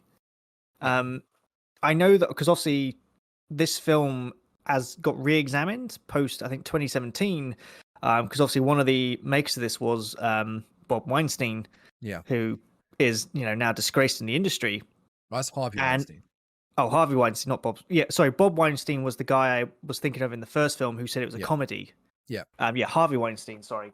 And actually, that's a lot of people, when they rewatched it after he was found guilty, were like, there are so many references to quite weird, like, dirty subjects in the Hollywood film industry. It was like a lot of the female characters like, oh yeah, I got this job because I slept with the director. And there's even Carrie Fisher's like, yeah, I didn't get it because she slept with him. And you're just sitting there going, yeah, when you look at it back, you're like, there is so much of it in this film that you're sitting there going, yeah, that was a bad time. That was a bad time. Sleazy, yeah. Yeah, a bit sleazy. Ooh, look back at that now. All these sexy stars, Oh God. Yeah, I bet he wrote that blurb on the back, probably. He might have done, yeah. Unless, someone wasn't checked when they wrote that. No. Also mentioned earlier about how a bit of continuity with Gale being progressively more and more just evil and just not a nice person. Oh yeah, of course. But I mean, at the same time, she's not friends with Sydney, but she will help to survive if need be. She'll tone the evil down on that part when she's trying to survive. She doesn't have much development in these films, does she? No. I mean, she comes in to do a story. She gets targeted. She helps Sydney. You get to the next film. She comes to do a story. She gets targeted. She helps Sydney. Yeah. And then she just does it again and again and again. Yeah. And in this one, her and Dewey meet up again. Dewey is weirdly with the actress who will be playing Gale in Stab 3. Oh, he is. And he is so under the thumb and such. He's a loser in this. He's quite even more whipped, of a isn't loser. And there are moments that show he's a loser. I mean, he's doofy, but he's even more doofy in this. There's a line where Gale even says to him, she basically gave up on looking after Dewey after the events of Scream 2 because every day felt like dog years looking after him. She just couldn't. She was like, "Oh, I just can't bother with this." It's just that's just harsh. Horrible. It's horrible. It's harsh. A man that has done all he could to catch a killer twice, and this is how he gets treated. His back is a mess. I mean, he always got stabbed in the back. His nerve damage. Yeah, the severed nerve, the limp. The thing with him sort of being a loser, there is a scene in the house at the end, the big mansion, that this just... I did the table flip, arms in the air at this point. This was really? The dumbest point in the film, in my opinion. Ghostface down the bottom of the basement stairs with Gale. Yep. Dewey. Dewey opens the door to the basement, aims the gun at Ghostface, click, click, no bullets. It's like, oh shit. Ghostface throws the knife spins, and the butt of the knife hits Dewey on the forehead. It does, and he falls down the stairs. Oh my word. My God. I was done. Hands in the air, table flip. There's a bit like that in Scream 4, which we'll get to, I'm sure, in a second. Yeah, there's silliness in horror films that can work, and then there's just pure silliness that is like, come on. Yeah. This is Roman. Obviously, there was no other killers, but to be able to throw a knife that accurate with the butt hitting directly in the center of his forehead. Yep. And Dewey not even just going, just quick sidestep. Just he's throwing something at me. If you get thrown something at you, maybe dodge 10, 15 foot away, because that's about how far it was. You have the time to quickly dodge. Oh yeah. Just quickly, split second. Just what was that? Someone threw a ball at me. Oh, I'm just gonna dodge. Yeah, that baffled me. That was just so bad, so bad. And one more point. I know I'm going off on this a bit, but we have to go off on this film. That's all right. Yeah, I think There's- that was guaranteed. It's actually my last point of this film. So Yeah. Roman, the director of Stab 3, is the killer. Okay, Yeah. we know that because we've watched it and we watched it before. If you're watching this for the first time, you don't know who the killer is. You No. can kind of assume, you can kind of guess maybe it is Roman. There's a scene where Roman goes down to the basement of Bishop from Alien. He's in it. Oh wow. He's in it. Bishop's mansion, and in the bottom there, the basement, there are props for all these horror films that he's produced. Okay, now Roman is down in this basement. He's with one of the other cast of Stab 3. Again, Yeah. not memorable. Can't remember who it is. The camera cuts to Roman on his own, looking in this basement, Yeah. and he hears a slight noise behind him, and he doesn't say what is that or who is that, but he gives the impression of like, someone there? Is someone looking at me? Because the camera is focusing on him, but then Roman is the killer. So if he knows Yeah. he's the killer, why is he flinching? There's no one else around him to catch him flinching. To catch him not flinching. Because if he That's didn't actually a flinch, good point. why is he flinching when he already knows himself he is the killer? I could just down the basement just pretending. Oh look, oh what's that noise? Blah blah blah. He's acting like there's someone after him when there's no one around to witness this.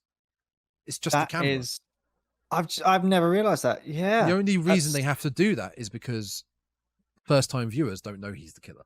Yeah. I mean, I'm surprised they didn't just be like, yeah, just cut that scene out, because it's. See, that's always the thing. You always get certain scenes like that, and you just sit there looking at it going, why on earth didn't you just cut that out? It's like, Yeah. it makes no sense in the slightest. It didn't. It didn't. Too bad. The whole scene, the whole film doesn't make much sense in the slightest. So actually, you could have just left it in there. Believe it's probably the lowest IMDb rated of the franchise. It's the weakest. I mean, it's the weakest one. Yeah. It made more money than Scream 4 in terms of profit, Yeah. but a lot of people said it's just a terrible. It's the weakest in the franchise. It is. And speaking of weakest in the franchise, I guess we go on to part 2 of the weakest in the franchise, which weakest in the franchise, but better than Scream 3 in my opinion. Yeah. 1, 2, 5, 4, 3. I would say you could there put we it go. in. I'd say that's it. Yeah. So Scream 4. All right, let's go.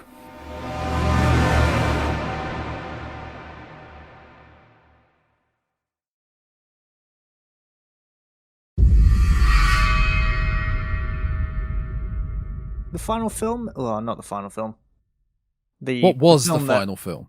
Yeah, it was the final film. The film that I thought should never have been made, because Agreed. quite frankly, just didn't need to be made. Agreed. I've got more notes on Scream 4 than I have got on Scream 3. Okay. But most of them are just when I was watching it, I was like, there are just so many things in this film just didn't make sense. Okay. Not as bad as Scream 3, which really didn't make sense. But I think, to be fair, in terms of the plot, I don't think they could come up with a better plot than it's the family member. Yeah, that felt lazy again. We went Yeah, back it to really a family member. It was I mean, my note was literally, the plot is, Sydney is my cousin. I hate the fact that she's famous for going through a terrifying ordeal over the last 14 years or whatever. So I'm going to try and kill her so I can be her. That is, they had no idea what to do. Yeah. I think someone somewhere was like, oh look, they've rebooted Friday the 13th and A Nightmare on Elm Street. Let's get Scream out. They're doing Halloween. Let's try and get it out again. And they were kind of like, do this. It was kind of that era, because Friday the 13th came out in 2009, and I think The Nightmare on Elm Street reboot 2010. was 2010. Halloween was doing something at that point in time. Rob Zombie. I can't remember the year for Rob Zombie's remake. But I mean, the Texas Chainsaw Massacre was a lot earlier. It was 2003. But this sort of era, I mean, Scream 4 isn't a reboot. It's a continuation. It's a reboot. It's a reimagining. It's a recall. It's a recall. Yeah, as Mindy would say, it's a recall. Oh, it's a recall. Oh no. I didn't like Emma Roberts' performance. That to me was the weakest, and she was as Sydney's cousin, as the killer. Sydney. She was, what was it? Jill? Yeah, Jill. Yeah, Jill Roberts. Didn't feel believable. Yeah. Again, apart from the legacy characters, just none of the characters. Well, actually, no. Kirby. I take it back. Kirby. Yes. Was good. Kirby. Yeah. The rest played of them, by yeah, like Hayden Panettiere. yeah. The I rest can of never them pronounce are her just last kind name. of. Yeah, I'm looking at it. It's Panettiere. Panettiere. Panettiere. Panarizon. Yeah. Yeah, she's got one of those names that's hard to pronounce. Like what's her name? Like Saoirse Ronan. It's however, I don't know how to. I've heard so many people say her first name so many different times, and I'm like, okay, it's one of them. It's one of them. She's like the female Randy / Mickey, the horror nerd. Kirby. Yeah, who always really has something interesting to say relating to the horror world. Yeah, she was. I liked her character. Yeah. Because when you first meet her, you're kind of like, oh, she's one of the popular kids. Yes. You know, she's got that appeal. But then over the course of the film, you're like, no, she's actually just a proper nerd. Oh, she's a nerd. Yeah, she's a cool nerd. Yeah. You don't see a lot of. No, you don't. She was this really great in the middle character. You're like, oh, you're like, so obviously, like, nerds be like, oh, I could never date her. She's one of the popular kids. But then later on, you're like, oh no, she's actually a nerd, so you probably got a shot. Which was really cool. The character played by Macaulay Culkin's brother, I can never remember his first name. Actually gets a shot with her, and ends up being one of the killers along with Jill. I mean, that guy's not even in the top cast, so there you go. Wow, that says it all, doesn't it? So what have you got on Scream 4? What have you got? My first note was it's quite dull. Yes, it is quite dull. It's quite a slog to watch, that film. It is. It really is. And the first thing that kind of bugged me about this film was the opening scene. Bugged me. Okay. Because it does the classic thing. It's like, was it two girls? Two girls are home alone. Yeah. They get the phone call. It's Ghostface, and you're like, oh, okay, here it comes. Here we go. And then they're talking about the rules, and I think one of them gets stabbed. See, this is how dull it is. I've only literally watched this yesterday. Yep. No, 2 days ago, and I already cannot remember what happens in this film. It goes from meta to it goes way too twice, meta. I believe. So it begins with the two girls watching the film, which then one of them ends gets up stabbed. being the film that two girls are watching. Yep. That then ends up being the film that people are watching. Yeah, it's just so many layers of. We're going back to Scream 3 of a film within a film within a film within a film. Like, yeah. Too much. But at least they only do it for the intro. That is true. Luckily, it ends there. I mean, it felt a bit over. I mean, not obviously the intros to the Scream films are iconic. Yeah, they're great. But this one, I was kind of like, it's like, oh, who's the killer? Oh, it's me. Stabbed you. Oh, look, we're watching that film, that stab film. It's me. It stabbed you. But there is a great bit of dialogue where I think it's after we're finally out of the loop of these stab films. Mm-hmm. And the girl's like, wait, this doesn't make any sense. So it's like, is the beginning of stab 7 actually stab 6? And if so, that means it's stab 5, which is actually then stab 4. And you're like, stop talking. Please stop talking. You're going to confuse me now. Like I said, thankfully, it's only the intro. But then obviously we have to deal with the family drama of Jill trying to kill everyone. Oh, God. Yeah. Yeah, I thought it was a really funny... Again, to be fair, it's just... They didn't know I don't think they knew what they were doing plot-wise. Because her reason for doing so is literally, I hate my cousin, so I'm going to kill her. Even though she would have been literally 2 when the original murders happened.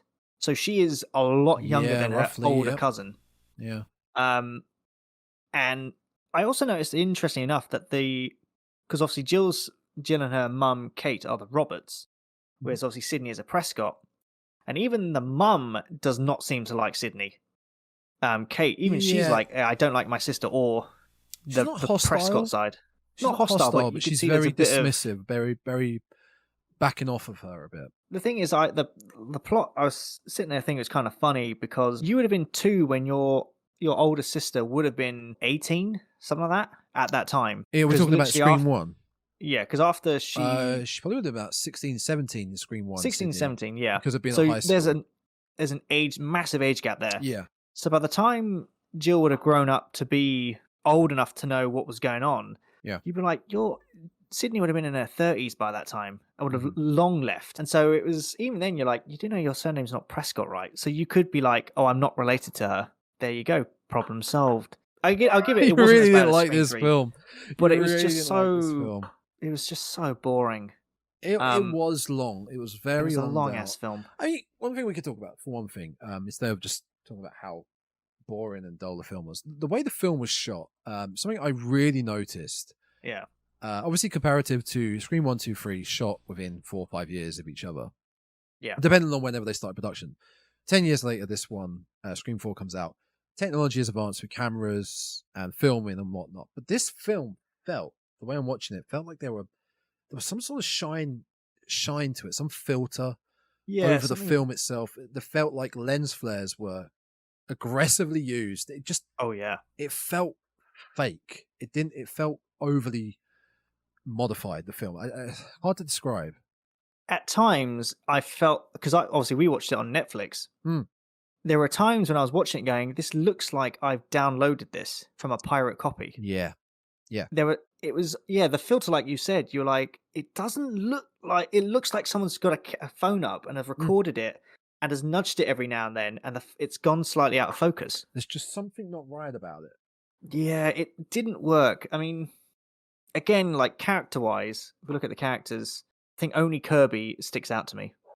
Oh, no, the agent as well. The agent was quite funny. The agent was interesting only because every time I saw her, Agent she Hicks. just reminded me of Gale, like OG Gale. Are you talking about Agent Hicks? No, sorry, Sydney's book agent. Played by Alison Brie. Alison Brie, yes, she's I great. didn't notice I that. like her. Yeah. Only when I was watching the rest of it today, I was like, she looks really familiar. I was like, oh my god, that's Alison Brie. It's like, yeah. She's in it for the money. She's in it for the business deal. Yeah. To sell. She wants more information just so she can make money, just like Gale. Yeah, just like Gale. Gale in this is Gale. Gale is bored in this film. She's bored because she's moved to Woodsboro. She's married Dewey at this point. Yep. She hates it. She absolutely hates Woodsboro because Woodsboro's been boring for the last 11 years. Nothing's happened. She craves the attention. Craves not the attention. The rush. The drama. The rush. Yeah, she craves it. And there's a great little back and forth between Deputy, is it Judy? Hicks. Deputy Judy Hicks. There's like a weird, complicated love triangle. Well, not triangle, probably like a square. Yeah. Between Dewey, Sydney at one point, Gale and Hicks. So obviously, Deputy Hicks really fancies Dewey. Yeah. Dewey and Gale seem to be having a bit of a rocky time in their relationship. Yeah. And there's a moment between Dewey and Sydney that you're kind of like, oh, is there something there? But there was a big difference with the way Hicks was portrayed in this compared to 5, I felt. Yeah, there was actually. Because she was portrayed as a potential killer in this for quite a lot. Yeah. And she was kind of like you said, with the love triangle square, kind of sleazy, trying to get with Dewey, you know? Yeah. Whereas in 5, she's portrayed as the humble mother, the strong lieutenant or detective, whatever she's classed as a policewoman there. Yeah. It's very different. Well, she's the sheriff at that point, isn't sheriff. she? Sorry, she's actually the sheriff. Yeah, she's portrayed very different, but I guess that's because of going through all this trauma. Maybe she's more down to earth in the 5th one. Maybe this one, she could be the killer. You don't know. I must admit, I did laugh. It's the bit where I think Sydney. It's when Jill's boyfriend has done the Billy Loomis thing and has crept through the window, and Sydney's opened the door. And it's like, okay, it's like. That really awkward moment. It's just like, are you gonna leave or what? Been here before. Oh yeah, I'll leave.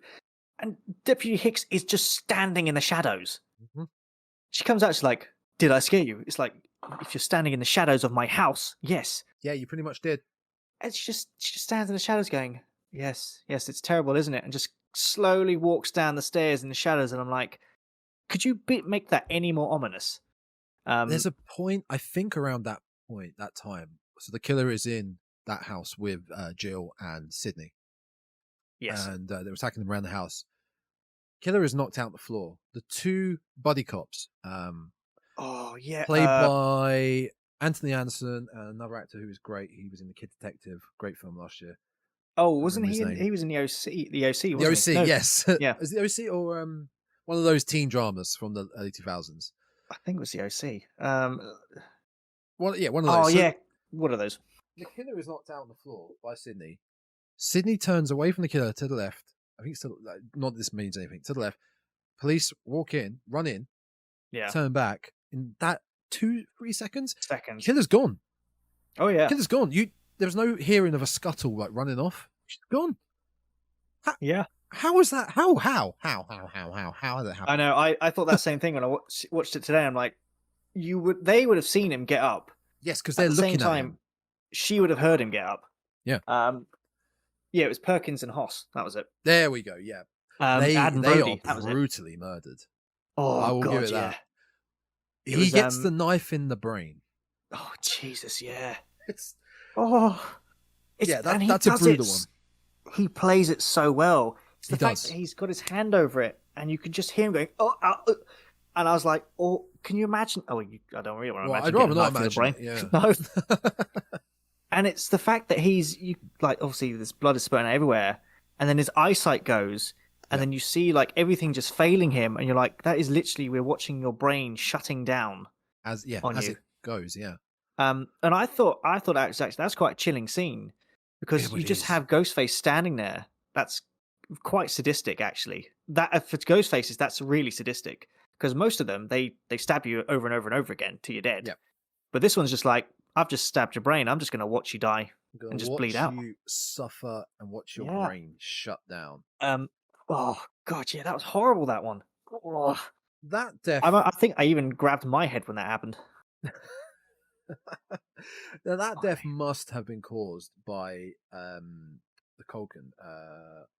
Rory Culkin. Yeah, because Charlie... I don't think Jill would have been able to do that. No, because Jill was in the house. Jill was in the house at the time, wasn't she? Yeah, so it had to. Have been. Yeah, I mean, that's the thing we slightly touched on in our Scream 5 thing, was the fact that, I mean, again, it's this weird thing. I don't know if it's meta or not, but it's the fact that, especially in the more recent films with 4 and 5, 2 of the killers, was it Audrey? It was a young girl. Amber, not Audrey. Amber and Ritchie. Amber Ritchie. So Amber and Jill are only about 5'3", something like that. Yeah, that's it. And yet the Ghostface is always 6 foot and above. It's very noticeable in this, because Anthony Anderson is a tall lad. He's a big boy. And Ghostface in this is taller than him. Yeah. And so again, you're kind of like, well, there is no way that's Jill. But to be fair, there's no way that's Rory, because even he's not that tall. Well, if you actually look on the IMDb, there is a credit for Ghostface. There is, isn't there? Yeah. The actor who's played Ghostface, I don't know how tall he is, but Dane Farwell. Surely you should cast it as the characters. It would then give the audience a little bit more like, hang on a minute, this Ghostface we've just seen in this scene compared to 10 minutes ago is a different height. Hang on a minute, what's going on here? You know, I mean, it maybe gives it away a bit too much, like how we're discussing, but I feel like it would be better rather than keeping it the same height and us going, hang on a minute, that doesn't make sense. At least give the audience something to think about. Whereas, hang on, she's short. She or he, this Ghostface is shorter. Maybe there's 2. It keeps the audience guessing, keeps them wondering, rather than going, hang on, that doesn't make sense. So I take it back. Dane got a Farwell retraction. is... Yeah, well, maybe. So Dane Farwell is 6'1", the guy who plays Ghostface in Scream 4. Mm-hmm. Jill Roberts is actually 5'8". So she's actually taller than me. By about 2 foot. Yeah, by about 2 foot. I'm only 1 foot tall. How tall is Rory Culkin? He's 5'6", so she's actually taller than him. So they're actually both quite small. They're actually, in theory, they're both quite small. Yeah, so they're actually both quite small. But again, that could be just that funny thing they did where they're like, the killer is always stupidly tall. Stu was, and Mickey. Yeah, that's true, actually. Yep. Stu and Mickey were probably really the tallest ones. Billy and Mrs. Loomis, probably a bit smaller, and the same with Roman. Roman wasn't that tall. Jack Quaid is a tall lad. He's 6 foot. I think he's 6 foot something. No, he's 5'10", 5'11". Even then, that's still pretty tall. Jack Quaid, he played Richie in Scream 5. Oh, okay. Sorry, I wasn't sure.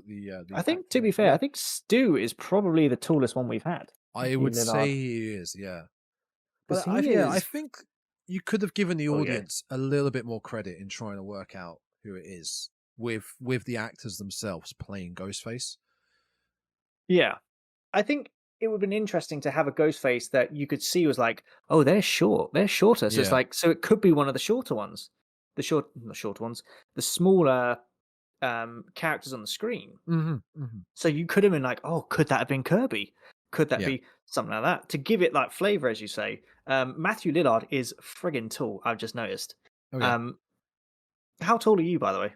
I am 6'3". Okay, he's taller than you. Really? He's 6'3.5". He's almost 6 Oh, foot come tall. on now. Come on now. That's come on. Every time we meet up, I'm like, oh, you're right up there. yeah, but 6'3" to 6'3.5". It's basically the same thing.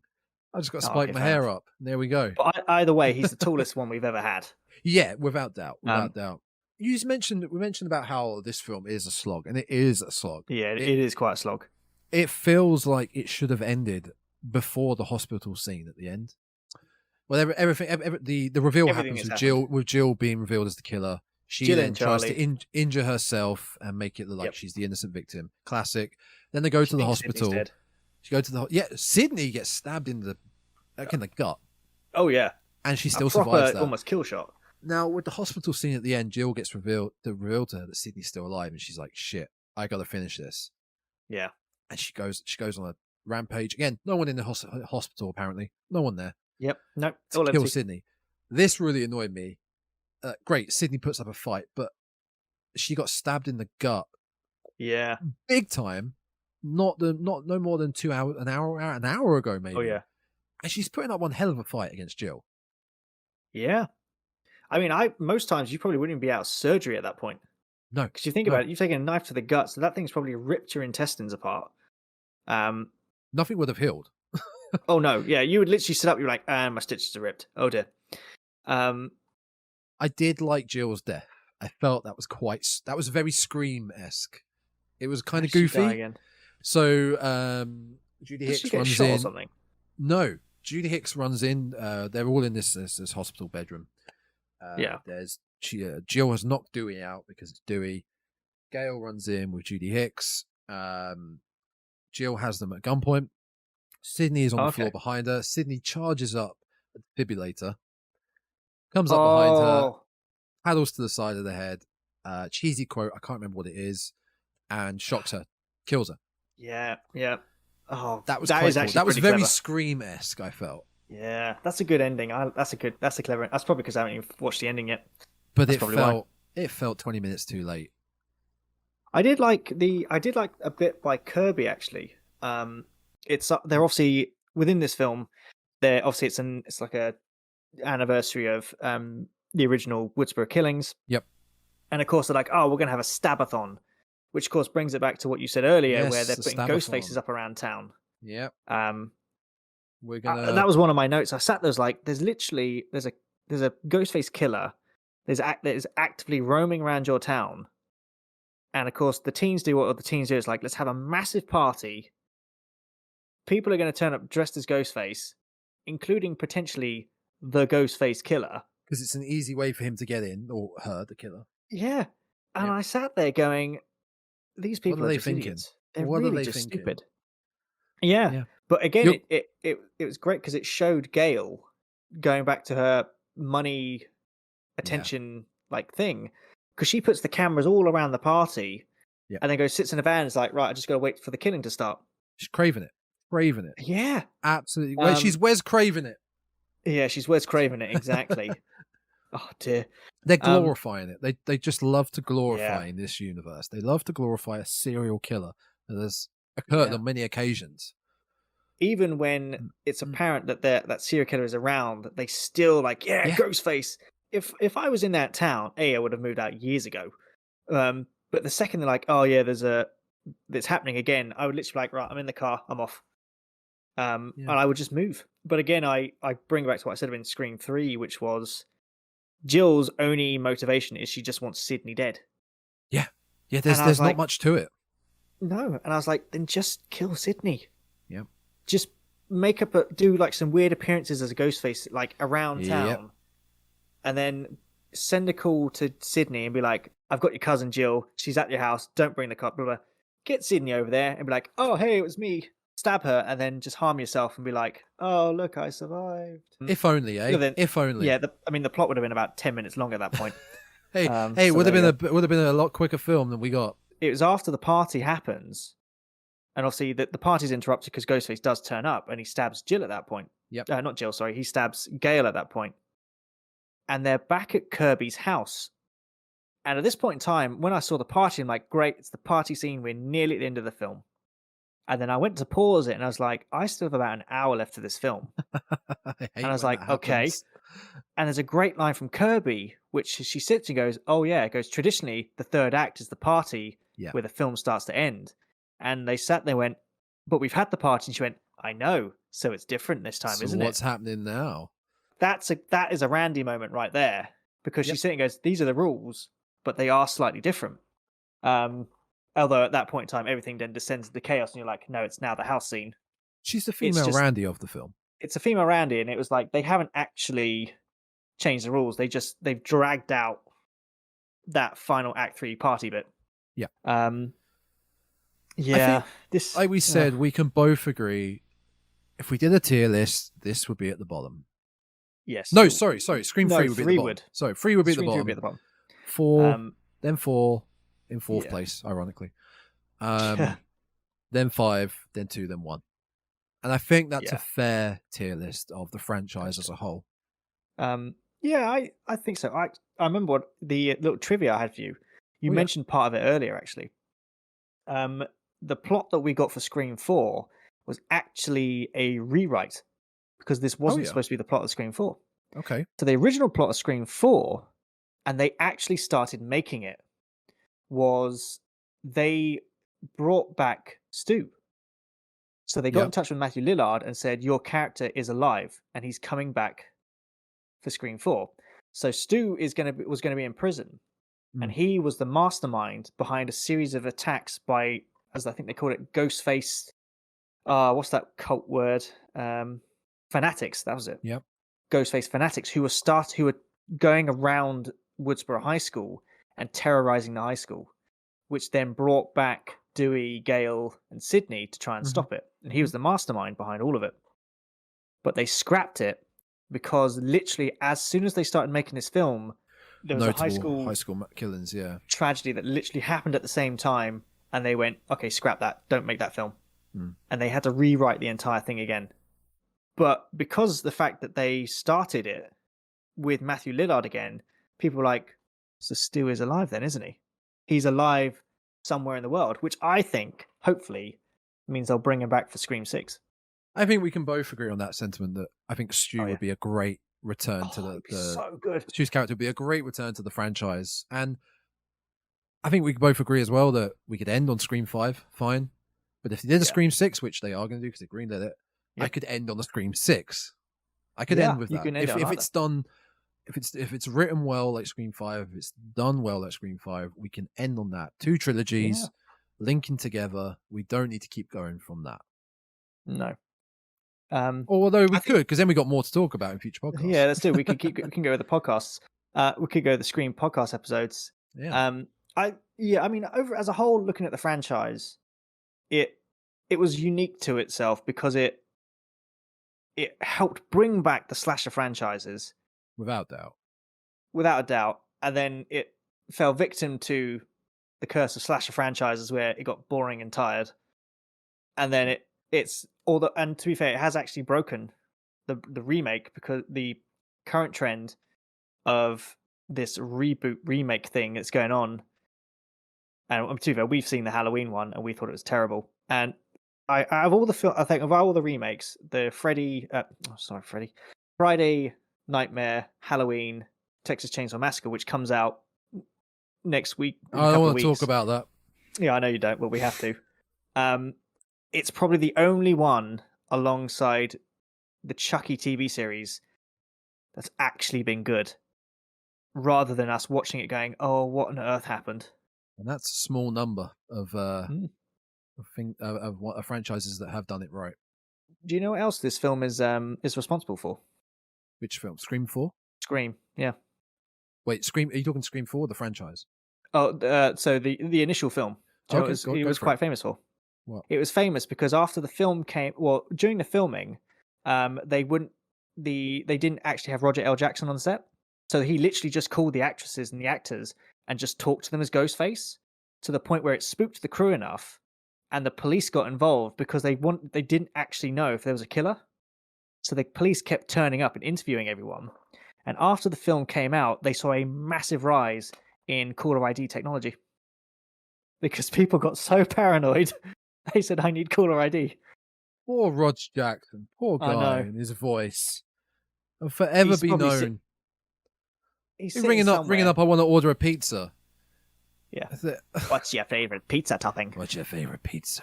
Oh. I think that's a pretty fair rundown of the franchise. We could have gone into the plots, which we probably will do in the future episodes, but I think we can put the Scream franchise to bed for a while. Yeah, I don't think there's no need to cover it. I mean, we may have I'm going to go into too much depth here. Well, next episode, I think we'll get into it. We will be looking at the Ghostface himself. Yes. And the killers. Yes, the killers themselves. I think we're pretty much done with diving into the franchise as a whole. Yeah. I think it's time to move on. To someone slightly bigger than Ghostface. Bigger and somewhat better in one film. The rest were trash, but we'll get to that. We'll get to that in the throughout the week, advertising it and stuff. But yeah, he was famous in a. Well, actually, he's probably in one of the most influential horror films if you think about it. My favorite, especially of the modern slasher films. Yep. Yeah. But until then, I think that's pretty good. I think we've had a good franchise rundown. Yeah. So where can they find us? Where can they find us? You can find me on Tainted Souls. Just type that in. You'll find a nice little picture of a ghost, and that's me. On all the social medias? Pretty much, yeah. I believe you are Souls Tainted on Twitter. Well, yeah, true. But if you type in Tainted Souls, it brings up. It does indeed. Myself, yeah. You can find myself. We are. I forgot to mention we are again just small Twitch streamers. Yep. We just started the horror podcast. We hope you're enjoying it. But you can find myself on Twitch at Gaming Grindhouse, on YouTube at Gaming Grindhouse, and on Twitter at Tom Grindhouse. But this podcast you were listening to, if you're listening to it on Spotify or wherever, you can find it on other services such as Podbean, Apple Podcasts, Google Podcasts, and Amazon Music, all by searching the Dreadcast. Ooh. And you can also find these video versions of the podcast on our significant individual YouTube channels. Again, Gaming Grindhouse and Tainted Souls. So there's lots of places you can find this podcast if you want to listen to it in elsewhere. Well, I think for now, it's time to go do some more research. Do our homework for the next podcast. Oh, it's going to be fun.